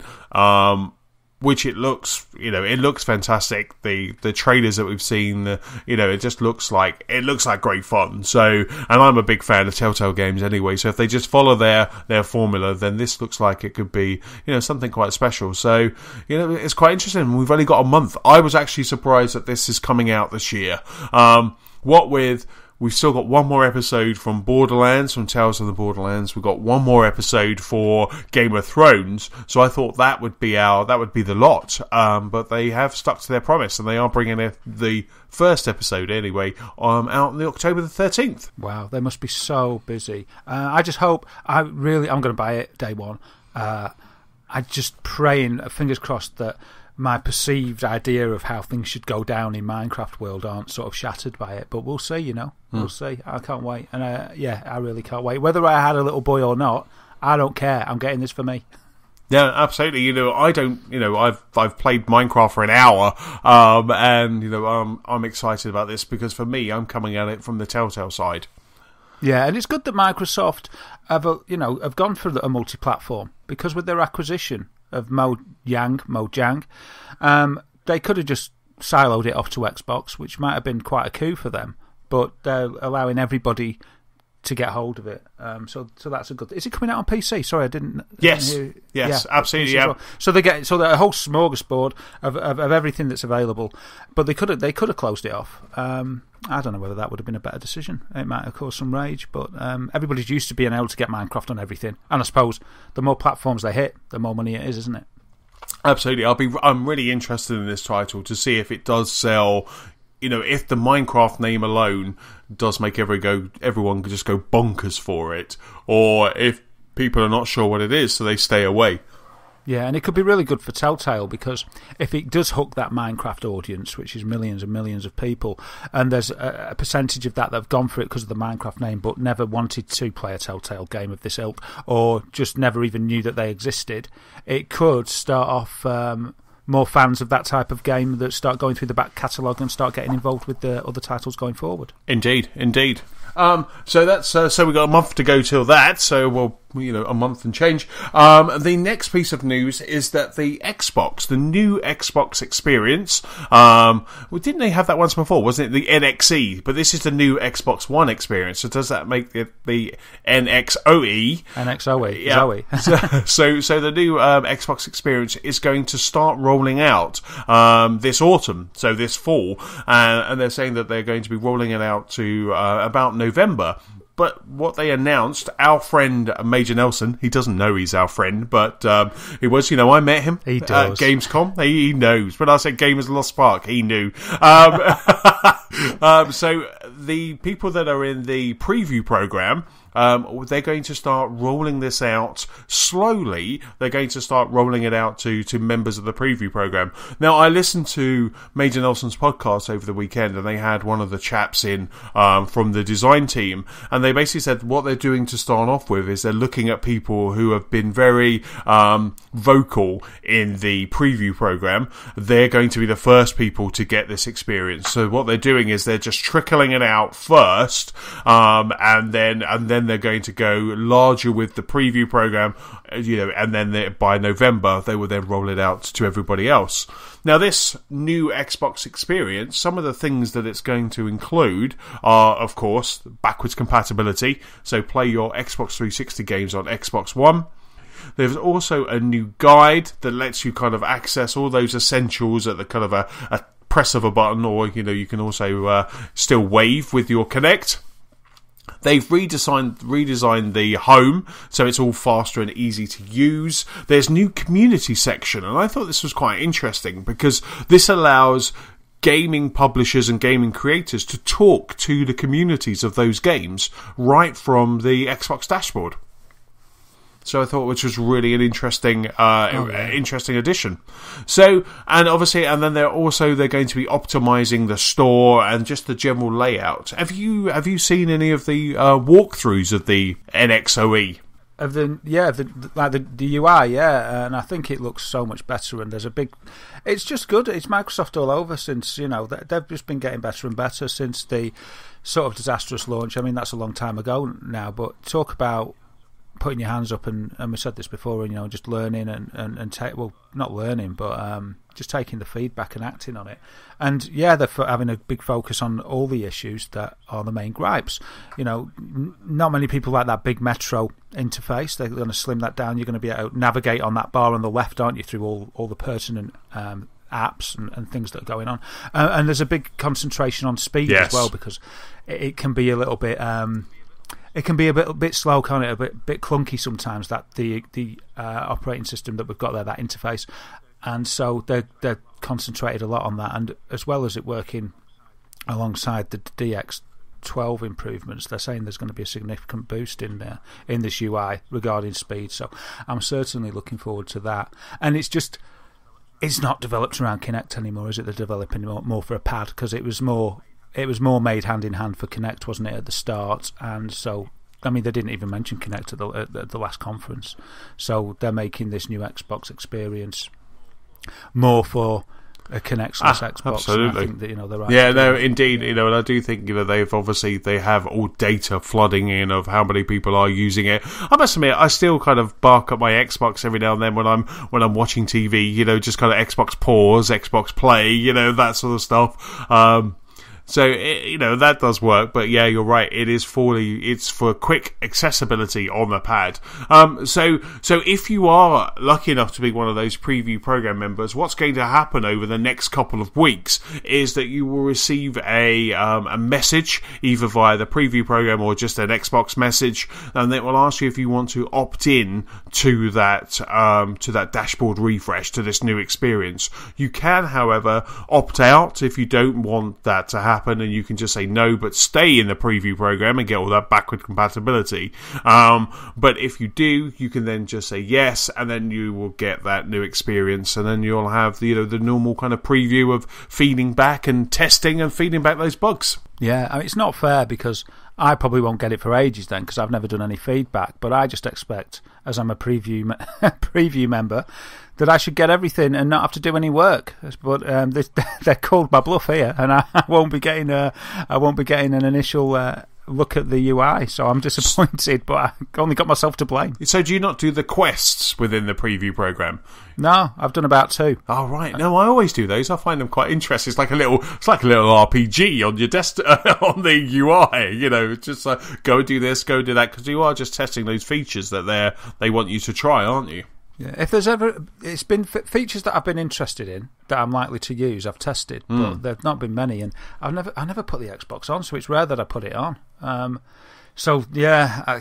I think that might change, with more exclusives coming out. I've only put it on to play Rare Replay. That's the only reason it's gone on, and for a bit of TV. Cool. And don't forget, while we're talking about turning your Xbox on, Lara Croft Definitive Edition came out today. Yeah, wow. Get that, because it's fantastic. And it's free. Yeah. It's free for like a month, isn't it? So we've got it from a month from today, which is the 16th of September, all the way through, I think, to the 13th of October. If you're a gold member, then it's free. Yeah, just to whet your appetite ready for Rise of the Tomb Raider in November. Yeah, that's just so cool. I was going to say about Xbox then. Yeah, you mentioned TV, and I remember them saying that they were going to roll out like sort of DVR a little bit. You was actually going to be able to record to the hard drive. That's part of the new UI, isn't it? It is indeed, yes. So you've also got game DVR, obviously, but there is also that they've called it a revamped One Guide, which will be that single destination for TV and video apps, which allow you to have that DVR function as well. Yeah, I really like that. I mean, if I do, because I don't really watch any television, but if I'm curious, so I haven't got a clue what's on. Okay, but that's why I love the Xbox for that, because I can put the Xbox on and I can look to that trending thing and just see what people are watching. And from that, I can just think, oh, if there's something really massive on, I'd be like, oh yeah, look at this, and I like to see that. I really like that feature of what's trending on what people are watching. Yeah. So hopefully, maybe one of us will get it soon, and we can we can do a report either on here or on our website, gamerslotspark.com. It'd be severely unfair if I got it before you. But because, as I say, I don't do anything on it, so we'll see. We'll see how accurate their selection process is. So the next piece of news is from myself, and that is that there's no spoilers here. I would be the first one not to want any spoilers from this. It's a Metal Gear Solid 5 story, and the Phantom Pain has had its 4th ending leaked. But Konami say players still haven't done everything. And I was just like, wow, that's great. So that probably means that there's even more endings. But for me, in a way, I miss the days of just one ending, because I want to get the right ending the first time, because, as I've said before, I don't usually replay a game in its entirety. Or I suppose you can just save it just before. Yeah. But when these games these days, though, they can be based on choices from the whole game, like The Witcher, for instance.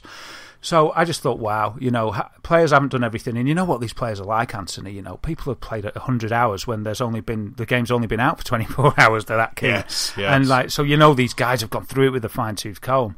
And it's like the information that they've received and that they've read on the internet, and Konami's still like, yeah, you haven't done everything. There's a lot more stuff out there. And it's not just the endings, but what I'm reading is that it's just a game that invites you to go in, and I know I've already gushed about it already, so I'll be brief, but it just invites you to experiment, because it's such an... accurate's the wrong word, but it's just like a playground and a tool set and a playground, and it's like, right, you've got this, here's the world, just go out there and see what happens. And so there's loads and loads of Easter eggs in it, apparently, like the one I talked about before where you got a bit stinky. And it's just about just trying stuff. And me, I think I'm a bit of a conservative gamer, so I don't try that much because I'm too scared I'm going to get seen, or whatever. So that's kind of the beauty, I think, of being able to select these missions and levels individually and just play them sort of haphazard at your own whim. And when I'm doing it now a little bit. I think, I'll just refine that. But this is more for refinement.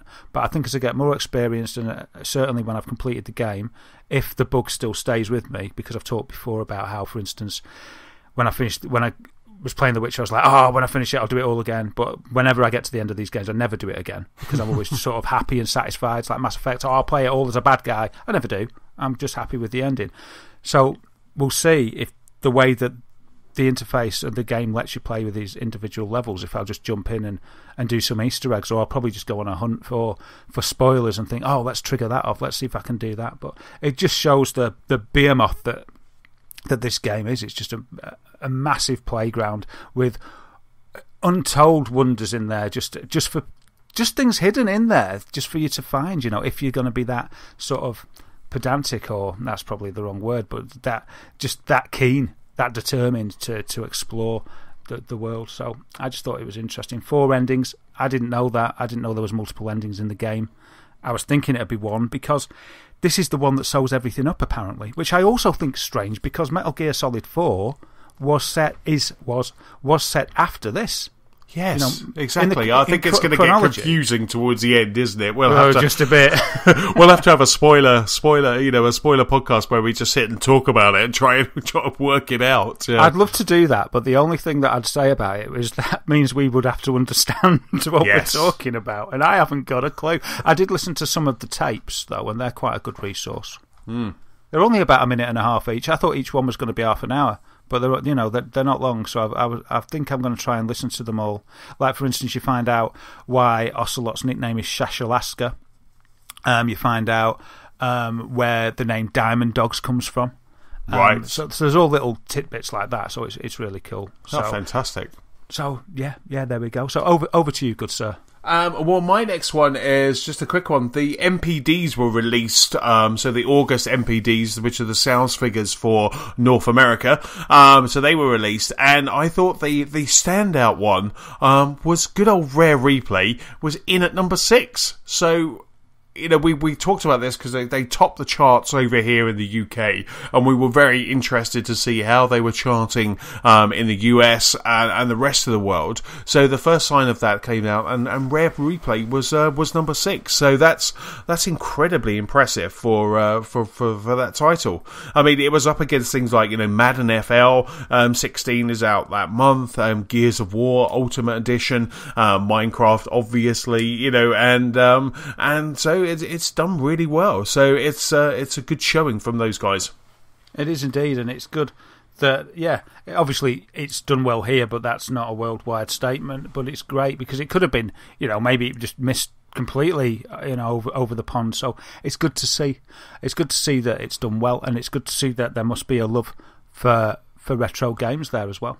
Exactly. It just shows that A, everyone loves retro games, and B, more importantly, everybody loves Rare. Everyone loves Rare, yeah. And that's it. And that game, that game is just kind of packed with goodness. And I'm glad that it did. For our American listeners, they got it as well. Do you know what I mean? That they got it. It was not just a British game. It's a very British game, full of British charm.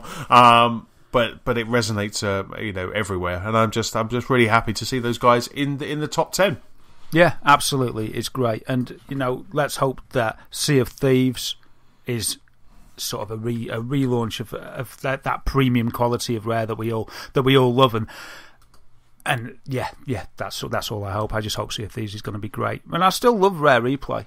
I haven't explored it all. It's just such good value. If you haven't got it yet, there's really no excuse not to get it. It's fantastic, chronological, historical compendium of Rare games from the last 30 years. They're not even, and it's a great thing to say about the developer that isn't even all their games. It isn't even all their games, but there's some great games to explore and enjoy. And pop it on, have a go. It's fantastic. It really is. So that brings me to my next item, which is about Horizon Zero Dawn, which looks amazing on the next-gen consoles. It looks absolutely fantastic, doesn't it? I mean, it does. It's by Guerrilla Games, so they're the guys that brought us Killzone, which may not be known for its originality, but it certainly is known for its visuals, and even courted quite a bit of controversy when they first announced Killzone. Do you remember that? And it was found out that everybody was led to believe that it was actual game footage, and it wasn't. Do you remember that? Yes, yeah. There was that scene where they were all on that kind of floating, kind of hover area, and that dropship thing, wasn't it? Yeah, they looked incredible. And then when you got the game, it was not quite up to that standard, was it? Yeah, there was a big furore about it, and the thing is, when they showed that, for me, that was what E3 was about. I was like, my goodness me, this is amazing. I was like, are we really here? Am I really so privileged to be in this world? But yeah, and then it was like, yeah, well, that's not actually what you're going to get. But anyway, I played the Killzones, I quite liked them. And the graphics were good. I think they were the leaders till sort of Naughty Dog came along with the graphics. I mean, I think they were quite spectacular. And anyway, so they're making this game, Horizon Zero Dawn, which I think I've described before as a mixture between, say, The Last of Us and Turok, Dinosaur Hunter. Really, I think that'll do, really. No, absolutely. I mean, I got to see it at Gamescom this year. I got to sit down, and there was a presentation of real gameplay happening, and it was just stunning. I can't wait to play this game. Yeah, it puts me in mind of Heavenly Sword a little bit as well. Yes. With the graphical style. So IGN have had a chat with Guerrilla Games. They spoke to managing director Herman Hulst and had a little chat with him, and he said that it's going to offer hours and hours of exploration, and that everything in the game is there for a purpose, which is nice. So it's not just vacuous spaces. I think maybe that's a bit of a sniper at Ubisoft's model, where they just have this massive map, and then it doesn't really matter what's in the world, that they just shower it with, I don't know, fine feathers, and things like that. So he said he wanted a quality journey that offers hours and hours of exploration in a post-apocalyptic playground. And the quote from him is, "It's a big world. It's never been our ambition to make the biggest world, because it's not really about that. It's about the quality of the journey and the quality of the tactical combat against these machines," which I quite like. I like the idea of that tactical combat, especially after playing Metal Gear. I like the idea of being given a tool set and being given a problem, i.e. a massive robot dinosaur, and it's like, right, go and attack it the way you want. And he says it's a vast world that's hours and hours of exploration. They also asked him about achieving a balance between futuristic and ancient scenery within the game, and he said they tried to focus on making everything in the game have a purpose. He said there's going to be different tribes, each with its own traditions, and the tribes will also treat Aloy differently. So is Aloy the lead character's name? I didn't know that was her name. No, I didn't know the protagonist had a name yet. But yeah, okay, yeah. Or even it might be Eloy actually.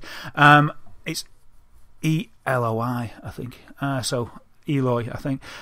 So he's saying that he thinks the strength of this game is going to be that everything in the game is there for a purpose. Everything is coherent. A lot of cohesion between the tribes, and how Eloy relates to the tribes, the machines, the robotic creatures in the game, what their function is, how they interrelate, how the main character relates to them. So actually, if you think it through, it's all like one big plan. This is what he said. That sounds fantastic to me. It's like the game looks good enough as it is. But hearing that everything's going to sort of interconnect within the game, we've heard promises before. I mean, it sounds like Peter Molyneux. But if it's truth instead of just like hyperbole, then this could be. I'm already sort of those games, you see them, don't you? And you just, for me, this is instantly. I was like, right, I'll be getting this. Don't you? You do. I mean, like I say, when we sat down and we watched that, and it was very stealthy to start off with, but in come this giant mech dinosaur, and then the lead character was fighting it for a while, even at one point kind of ripped off something to fight at it, and then it was quite strategic after that, because they just pinned this dinosaur down using one of their guns, and it just works so well. That moment to moment gameplay was fantastic. And you're right. Sometimes you see a game, you go, I hope this is good. Where this one, you look at it and you go, I can't wait to get hold of it, because it's just really cool. Yeah, you just know. It's a bit like they say with a job interview, in the first few seconds. And I think there's some, not all games, but a lot of games, you can tell there's some kind of, I hate to use the term, but there is some kind of X factor that you can tell when a game is going to be amazing. And I think sometimes that does go wrong. And I think when a game that has been demonstrated and had that in the demonstration, and then it gets hyped and then it's released and being a disappointment, that's what garners the most anguish from the gamers themselves. So yeah, I'm really looking forward to that game. It does look fantastic. It's one that for me is going to be, I'm predicting. See, there was another game, what was it called? And it reminds me of it a little bit. You might have to help me with the title. It had Andy Serkis in it doing the voice. Oh yeah, that was really good. And you were a lady protagonist, and he was... Yes. What was it? Enslaved? Yes, it was. It was indeed, yes. And that was supposed to be like a trilogy, wasn't it? And that was, I don't think it sold well enough to sort of carry on. To warrant any more. But I really enjoyed that game. I enjoyed it too, but it wasn't as amazing and groundbreaking as sort of it looked, if you know what I mean, from when you first saw it. It was like a post-apocalyptic monkey, wasn't it? From the old kind of TV show. Yeah, it was cool, wasn't it? It really was. It sort of reminds me of that, but I'd be disappointed if I know that was a good game, don't get me wrong, but I'd give it, say, a 7.5-ish. Yeah. It's got 7.5 written all over it, hasn't it? Yeah. So this one, it's like, but that when you first saw it, I could imagine feeling like looking at this, but when all the hype... When I said Andy Serkis was in it, I was thinking, crikey, that's probably like 100 games. But, so I'm going to go out on a limb, and I'm really hoping that this is going to be up there with like Naughty Dog and people like that. They're sort of their games, so we will see. Awesome. The next piece of news I picked it up from my Twitter feed. Now, I follow Mr. Neil Druckmann, who is the director of Uncharted 4 and Last of Us, and I follow him on Twitter. And last week, I think I woke up and I was kind of looking through my Twitter feeds in the morning, and last week I saw that he tweeted to Valve, very kind of tongue in cheek, very funny, but I thought it was just kind of worth a bit of time on the podcast. Was that he basically tweeted to Valve and he said, "Look, Valve," and this is kind of his quote, "Look, Valve, all I'm saying is if you give us the Half-Life license, we'll take care of it." And then he put a winky emoji on there, and I just thought, first of all, it just made me chuckle, and I just thought, what a cool tweet. And then after that, my mind exploded, just thinking kind of how cool would Half-Life 3 be with Naughty Dog got their hands on it. Wow, that would be cool. It would just be amazing. I was just like, somebody has to make this game.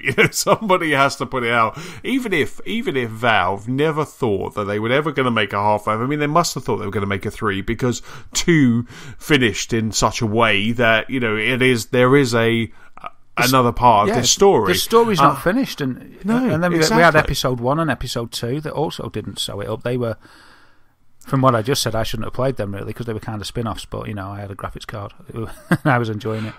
But yeah, to have someone like someone like Naughty Dog to say, give it to us, unless obviously they're working on it internally, but you would, who knows what would happen now? A couple of DMs happened after this, and maybe they've invited those guys to come up and, have a look at it. Maybe they might even be kind of putting into some of it, putting some of their good. I just thought this tweet really did just make me laugh, and then blew my mind.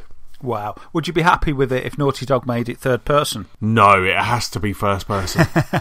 But you get to see more of our friend Gordon, wouldn't you? You'd be able to see him sort of doing more stuff rather than just through his eyes and not hearing anything. Maybe they'd even give him a voice. No, it has to be first person. Sounds to me like it might be best left alone then. No, it has to be first person. I remember playing Half-Life and all of the kind of the extra DLCs. I played it as part of the Orange Box on the Xbox 360. What a fantastic package that was. And it was one of those games. I was playing Half-Life 2, and it was a Saturday night. I started playing Half-Life 2, and I got to a checkpoint, and I was like, I'll just do a little bit more. And then before I knew it, the sun was coming up. Wow. And I remember going to bed at like kind of 4:30 or something like that, and I still wasn't tired. I actually made myself kind of switch the game off so I could go and get a couple of hours sleep. And that's happened only a few times in my life where I've been playing a game like that. Hooked. And I just loved it. It just had me so hooked. The gameplay, the controls, the story, everything was just in. And this was on the 360, on the Orange Box, which was a great package, and it just had me absolutely hooked. And it's quite funny because one of the other games that had me hooked like that was Portal 2. Yeah. So, it's that special sauce that Valve have, obviously. Yeah, the Source Engine. It is. I'm hilarious and I don't even know it. Man, I thought you were doing that on purpose then. Special sauce didn't. But yeah, of course I was. Half-Life and Half-Life 2, absolutely. Maybe we can get an Orange Box HD or something like that. Oh, that would be so good. And Portal was in Orange Box, wasn't it? You got Portal 1. You got Half-Life. Yes. I don't think you didn't get Half-Life. Portal 1, Half-Life 2, Team Fortress 2, I think it was, and then you got episode 1 and episode 2. You did indeed, and it was just such a great box, and it had like so many achievements, and it was just it was just fantastic. It was a really good bundle. Yeah, absolutely.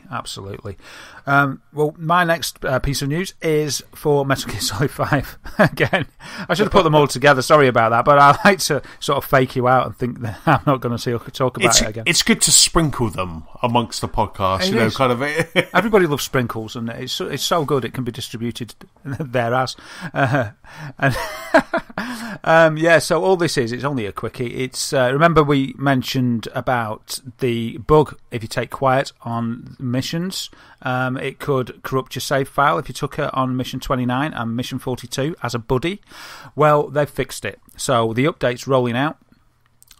If you're on version 1.03, then you have the update and you are protected against the corruption, though I would recommend, if possible, just to be on the safe side with any game of this length, it's always worth to have a backup save. Just at some point, just create an extra save, whether that be in the cloud or wherever. Just just because it would be so awful. I remember watching The Simpsons once, and Marge was reading a book of modern punishments for children, and one of them was delete their memory cards from the consoles. And I'd never even in my wildest dreams thought of that as a punishment. And this was a long time ago when I read it, and I just thought, oh my goodness me, if my parents did that to me, like deleted my Final Fantasy VII save or something, 40 hours, or whatever it was, it just... Wow. It's the worst punishment ever, isn't it? Isn't it? Oh, they really touched a nerve. But anyway, yeah, so version 1.03 is rolling out. It's gone out on PS4 first, and then it's going to roll out on PC, PS3, Xbox 360 and Xbox One soon. So it may already be hitting those consoles and computers as we speak. But yeah, it's fixed. So as long as you've got 1.03, you can breathe a sigh of relief, and on missions 29 and 42, take Quiet along with you, should you choose. Just as we mentioned, the old 360 and the PS3, I haven't seen any comments yet or heard any comments on how it stands up on those older generation boxes. Have you? I did see a Digital Foundry did a comparison, and IGN have also done a comparison of Metal Gear kind of across all platforms, including PC. And it is just a textual thing by the looks of it, but I haven't heard of anyone playing it or anyone playing it. So, but like I say, there's definitely some Digital Foundry kind of comparison vids. Okay, it's nice that they did that and still supported the gamers that are on the older systems rather than just leaving them out. And with the scale of ambition in the game, it must have been difficult. If it's just graphics, but they've got the gameplay in there, then that's quite a feat, I'd say, and good on them for doing that. But Kojima, this is his magnum opus, if you like, and if you believe everything you read, he took a lot of money to make it. He took his time and he took all the money he needed, and maybe that was part of his artistic vision to get it out on everything that he could. Yeah, absolutely. Maybe Daniel Radcliffe can play him in a dramatisation. in a fictitious dramatisation that's completely untrue or sort of true. See, again, that's a good book, wouldn't it, to read, or a good TV, made for TV movie, to find out exactly kind of how crazy Kojima was, while he was at Konami. I think we've got that story. We've got the story of Last Guardian. That'd make another BBC dramatisation with Daniel Radcliffe as well. And what was the other one? Maybe a bit about Duke Nukem. Or when those Vince Zampella left Call of Duty. Yeah, absolutely. That's a good one. And what about there was a Kane and Lynch thing as well? But I can't remember what it was. If you don't tell me what it is, I'm going to remove this aspect. No, I can't remember that. Okay, well there was some Kane and Lynch thing, but I can't remember what it was. Okay, right, on to the next thing, and it's a strange one. Well, last week when we were recording, the Apple conference, the Apple reveal event was happening. So while they were revealing the iPhone 6s, the iPad Pro, the Apple Pencil, they also announced Apple TV. So Apple TV, that kind of little box of magic that sits underneath my TV, and is access to a lot of content, whether it's kind of in your own network or via iTunes, etc. And they brought out a new version, so we've got a new Apple TV that's coming. The slight change for this that I think some people kind of saw that were hoping that maybe Apple would go this way is that it's actually going to be playing games now. So the Apple TV won't just be for TV and movies and music. They're actually going to start playing games via it. Now, it's a little bit of an interesting one because the Apple TV itself it comes in two different SKUs. I think you can get a 32 gig and also a 64 gig. But it's it's got as much processing as a iPhone 6s, and there's a lot of stuff there. But the problem is they've actually limited for these games. They've limited it down to small chunks. So you can only, if you're a developer, you can put your game onto here, but it's almost as streaming whilst you're playing. So it's just a weird thing that they've come out. They said here's a console beating platform, but I just don't think. I think they've missed a beat here. I mean, the first thing that's obviously missing out of the box with this Apple TV. I mean, don't get me wrong, I'm getting one because it's Apple OS. It will potentially at one point play 4K. Touch wood, there'll be 4K on it. But as a games machine, I think it's not. It's got Transistor, Elite Dangerous is another game that they were showing off, and you can buy an additional controller, so you can buy Wi-Fi controllers for your Apple TV. The remote has a 3D touch feedback system on the remote, and there's all of these things that kind of screams that it could be a gaming system, but when you look at it, it just looks like, I don't know, kind of a streaming device to me. What are your thoughts, Darren? Yeah, I think they've tried to shoehorn games into the box. They haven't given it the correct processor to give it the power to deliver games up to the standard of even the 360 and the PS3. From the chip they've used, it can't do that. Yeah. I read that in a Digital Foundry article that appeared on Eurogamer. And it's just... I think that maybe they just think that their fans will just buy it because they can, they could, whatever they bring out, their fans, their dedicated fans will buy it, so it's almost worth just bringing anything out. But do you think it's more of like casual gamers? That the people that they've got some games on their iPhone, they can now probably, because they bought them on their iPhone, they can now just play them again on their Apple TV with a controller. I don't think anybody would dream of doing that, personally. I mean, why would you? They've already got the iPhone or the iPad to do that with. Why would they want to? Why would you want to play Candy Crush on your TV? Yeah, I mean, for me, like I say, this is great. It's got Siri, it's got that nice little controller. But more for searching videos than games.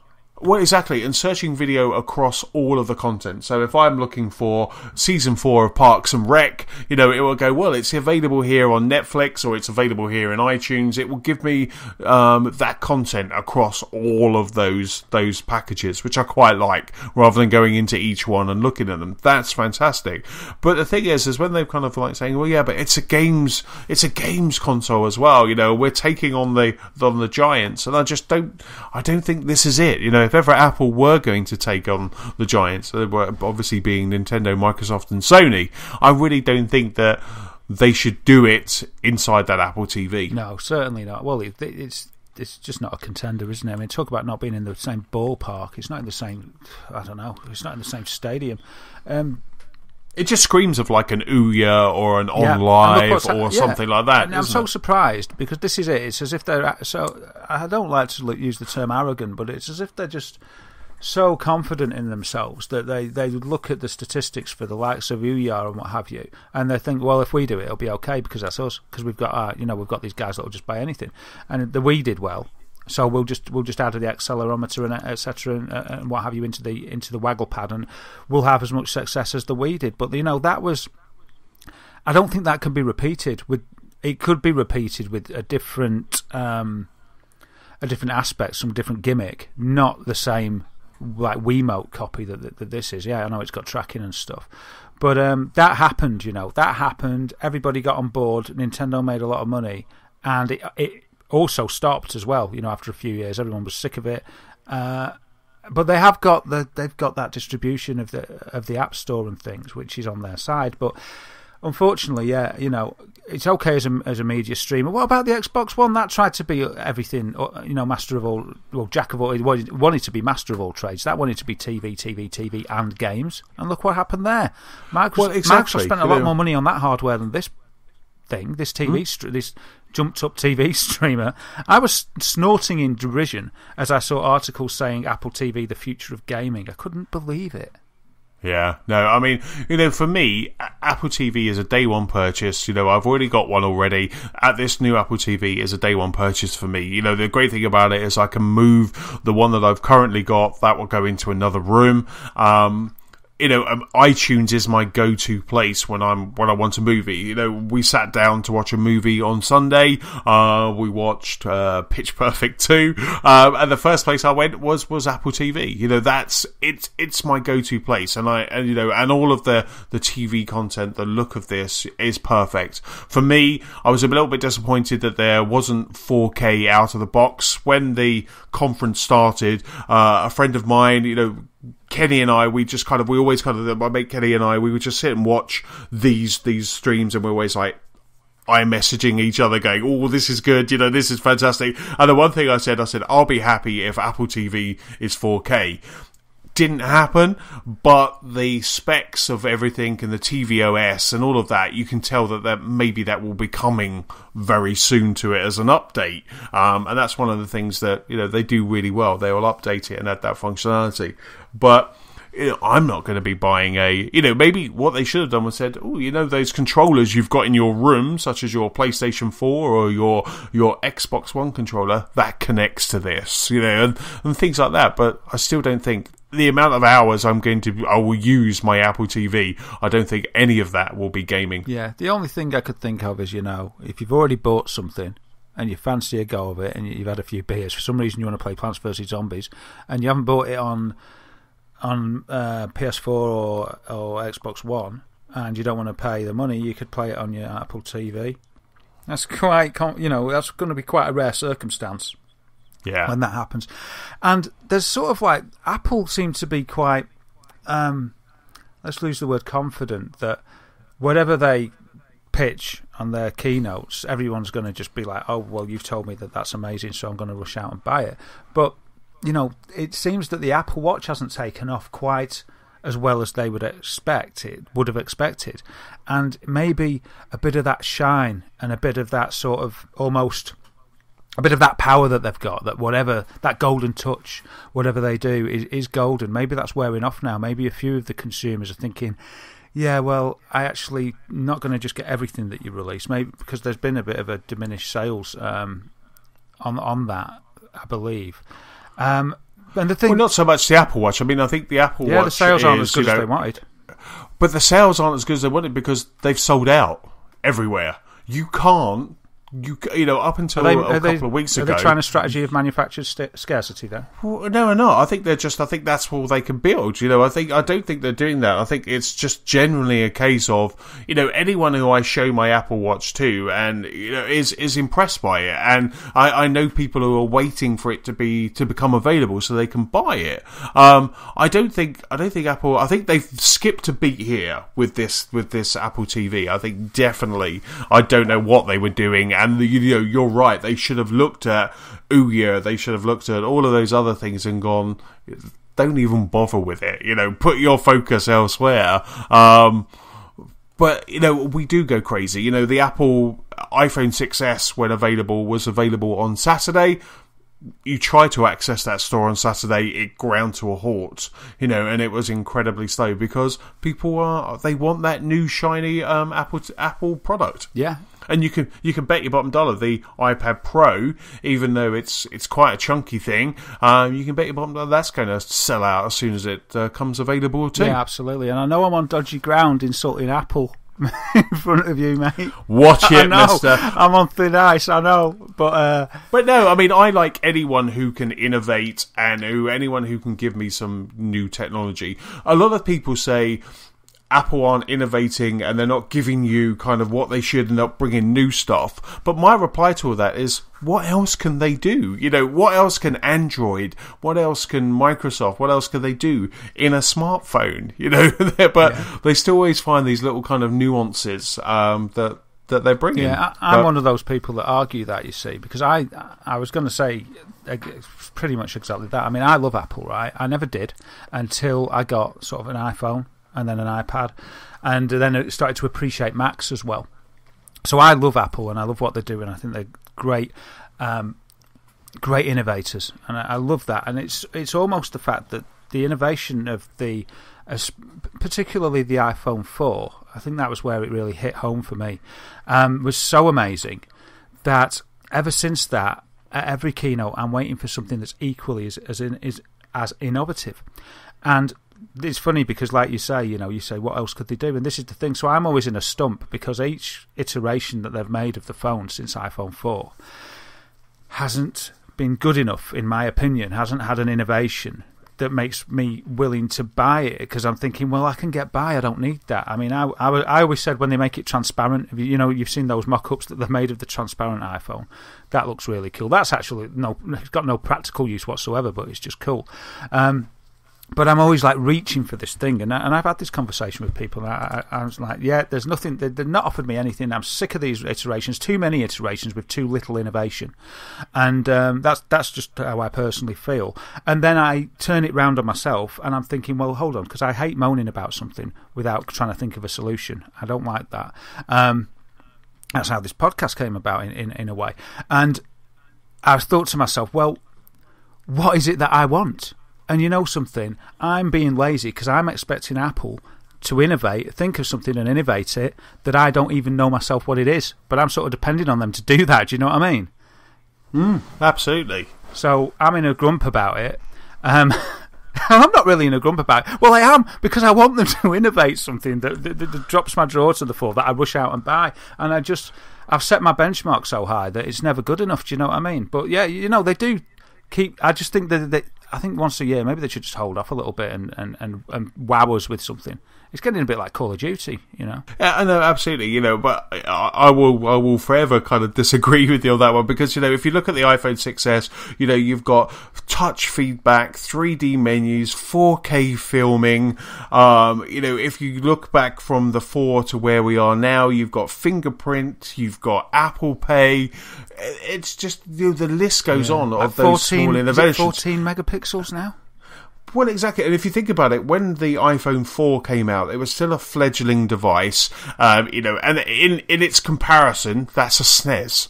So obviously anything that kind of came out after that is going to blow us away. But we get to a point where all of those things that blow us away, from a phone to a smart device to this amazing device that does a lot more things than that, it's going to stop. There's going to be that point where they stop, and then all of the iterations are going to be small. But like you say, you haven't bought a phone since a 4.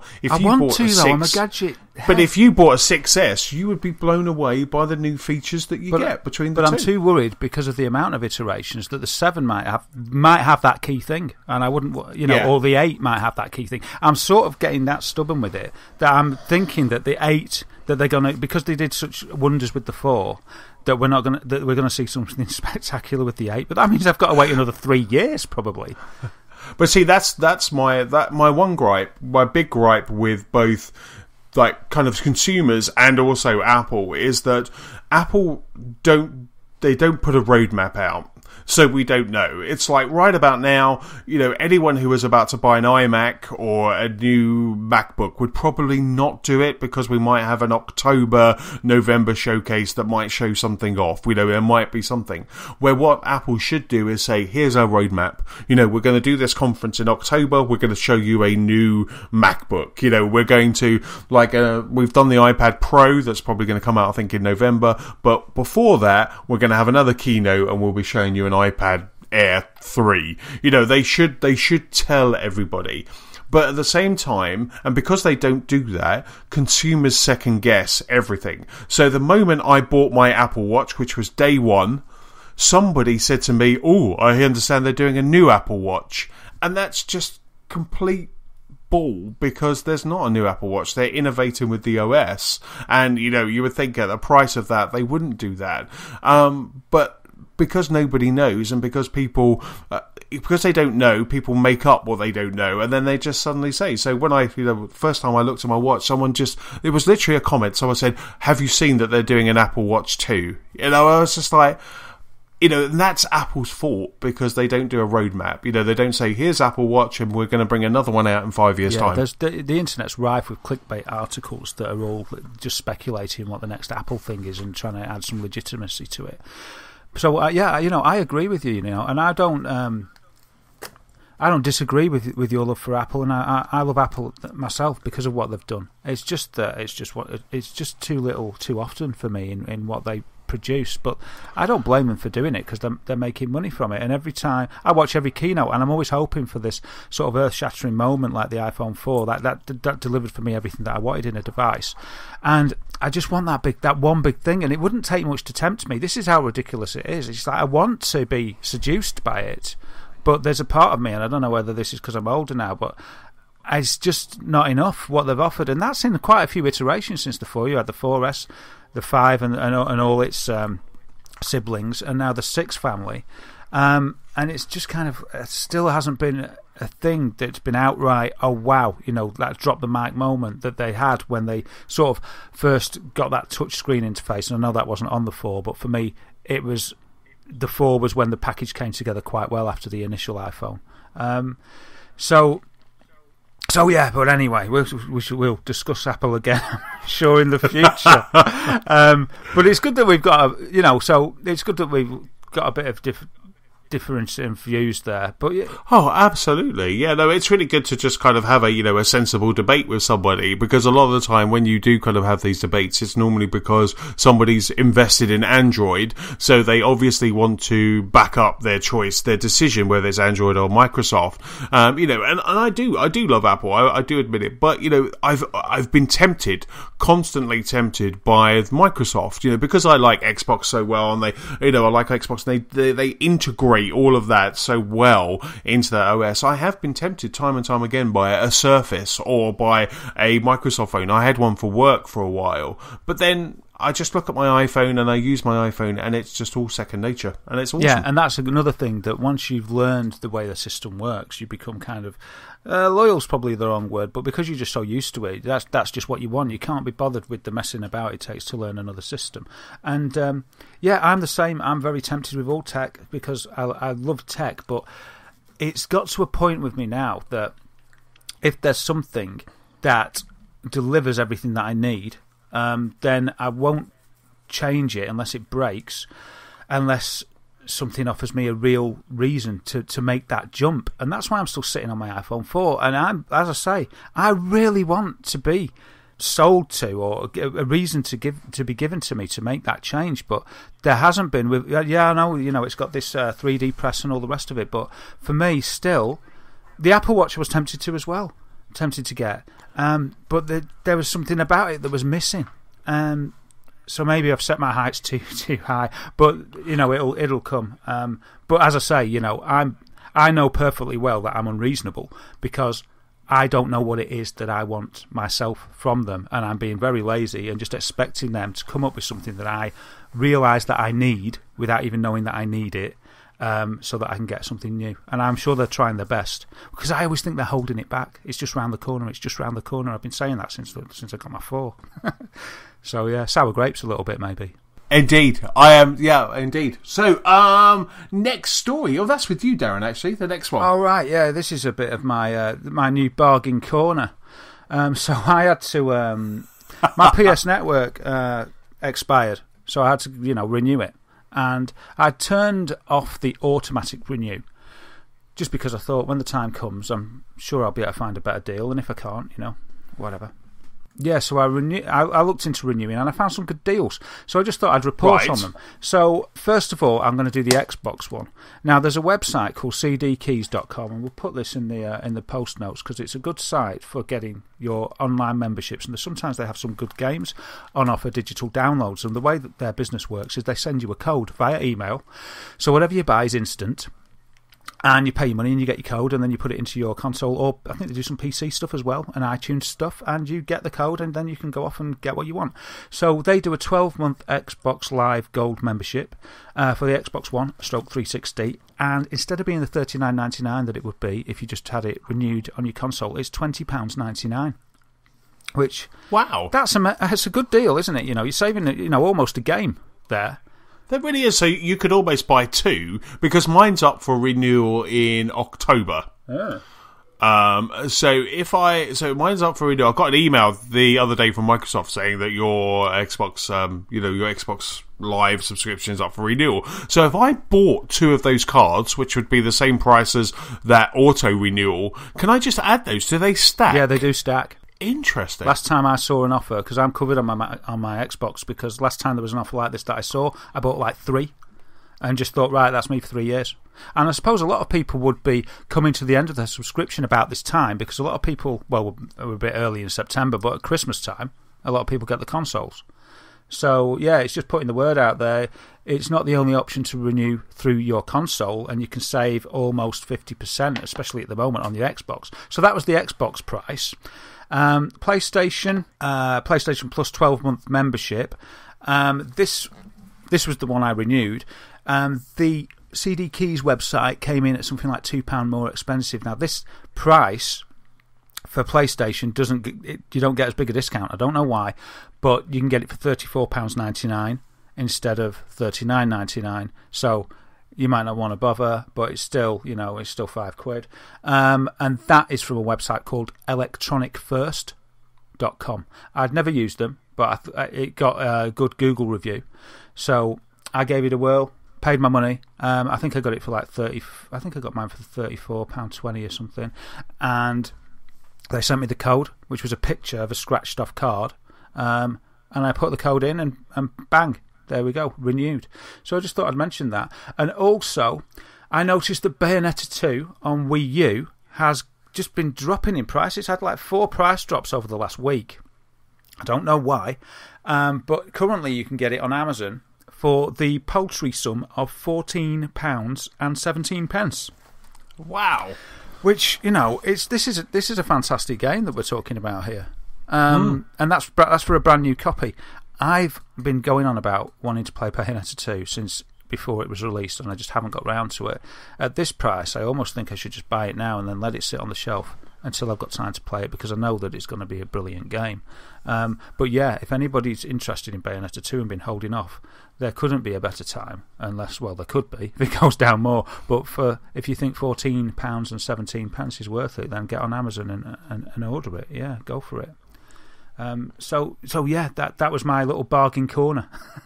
Fantastic. Should we stick those links in the podcast notes on our website? Yeah, absolutely. And then people will be able to get those, because that's really good. I'm going to use the Xbox one, definitely, because like I say, you get 2 so that's kind of got me sorted for 2 years. Or Nicholas is up at the same time, so I could just, for the price of 1, I can do 2 accounts. Yeah, I think when I did it, I think I got 3 at once. I just spent £60 and did it. And when you think about what you get with your free games these days, why not just do it at the bargain price, and then just not worry about it for a long time to come? Absolutely fantastic. And then the last piece of news, which was announced yesterday, and it was that Nintendo has named their new company president. So obviously we had the much loved Iwata-san passed away this July, and Nintendo have respectively kind of left it a while, and they have now named their new president, the new company president, and this is a Nintendo executive, so someone who has been kind of in Nintendo for a while, and that is Tatsumi Kimishima, I believe. I've just butchered his name, but I think it's kind of something around that. Tatsumi Kimishima? Yeah, no, I think that's right. Thank you very much. I should have practiced that a couple of times. He's been promoted to company president, and he's only the 5th person to hold this in Nintendo's history. So to hold this role. So, and his first day is actually today. I was quite surprised, because I genuinely thought that Shigeru Miyamoto was going to step up. That was the rumour, wasn't it? Yeah, but did you hear what his new title is? Well, he's some kind of creative fellow, isn't he? I think they call it, the way that they title it. Yeah, he's going to be creative fellow. Yeah, which is, I don't know what that does, but I think that suits him. He's a creative guy, isn't he? And Kimishima's son, best of luck on your first day. Get working on that NX, I say. Get working on that NX. Yeah, definitely. Whip him into shape, my boy. But Yeah, he's more of a business guy, isn't he? His history is more in the business side of things, whereas... Yes, I mean, he worked for the Pokemon company, didn't he, before Nintendo bought them out, and then prior to that, he had a background in banking. Yeah, so he is very much... I mean, it was quite interesting, because he also served as the boss for Nintendo of America before old Reggie took over, or began his kind of tenure as boss of America. And I even thought, I really thought that it was a two-horse race between Miyamoto and Reggie Fils-Aimé. I really thought it was between those two. I really thought we would see one of those, because Nintendo they're kind of a bit of a slump at the moment. I know we've got the NX, they've got loads of games coming out, but they're not really doing as well. I think it's fair to say that they are in a bit of a slump, and with that new NX, that really kind of could usher in a new dawn, a new Nintendo. And maybe this is exactly what Kimishima is going to do. Yeah, I think at this point they sort of need a business guy. So I think it's a good move, Iwata-san, he was a bit of a gamer and stuff, but I think that Nintendo's been losing its way a little bit, and so I think maybe this is the correct move over Miyamoto. So time will tell, as I often say, but I think getting a business sort of oriented guy in who's going to look at the numbers and say, look, this is the worst year that we've had in a long time for Nintendo. We need to sort this out. What do we need to do? And hopefully he's going to say, what do the gamers want? Oh, well, we want some nice, brilliant games, and we want a console that's really powerful so that the games are going to look good. And we want some really good third-party support, which you'll get if you make a good console. And he'll say, yeah, that's what we'll do. And X, here it is. And that might well be in the pipeline already, hopefully. So I think I'm quite the optimist, really, and I'm hoping that this will be just what Nintendo needs at the moment, and I'm looking forward to hearing more about the NX as time goes by. Absolutely, and also Nintendo also announced today that they're doing the Directs again as well. They haven't said what I was going to say. They have great minds think alike. They haven't said like when it's coming or who is going to kind of run those Directs, but they're definitely coming back. Yeah, I think we can probably take it as read that it won't be Tatsumi that he'll be heading the Nintendo Directs. He looks a bit too serious for me to do it. He does indeed. He looks a little bit scary, doesn't he? He does. He looks like he's frowning at me. He's definitely not the face of Nintendo, is he? Wherever I go in the room, it looks like he's sort of looking at me disapprovingly from the picture that I've got on my screen.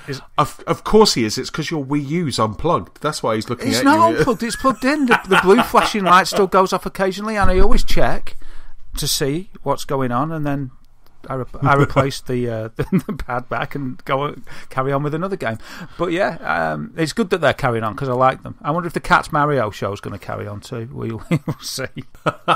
And with that, that's about it for this episode. So again, big thanks for listening. Don't forget, you can keep up with us at gamersoflostspark.com. Up on there, we've got lots of kind of news items, articles, as well as all of our other podcasts.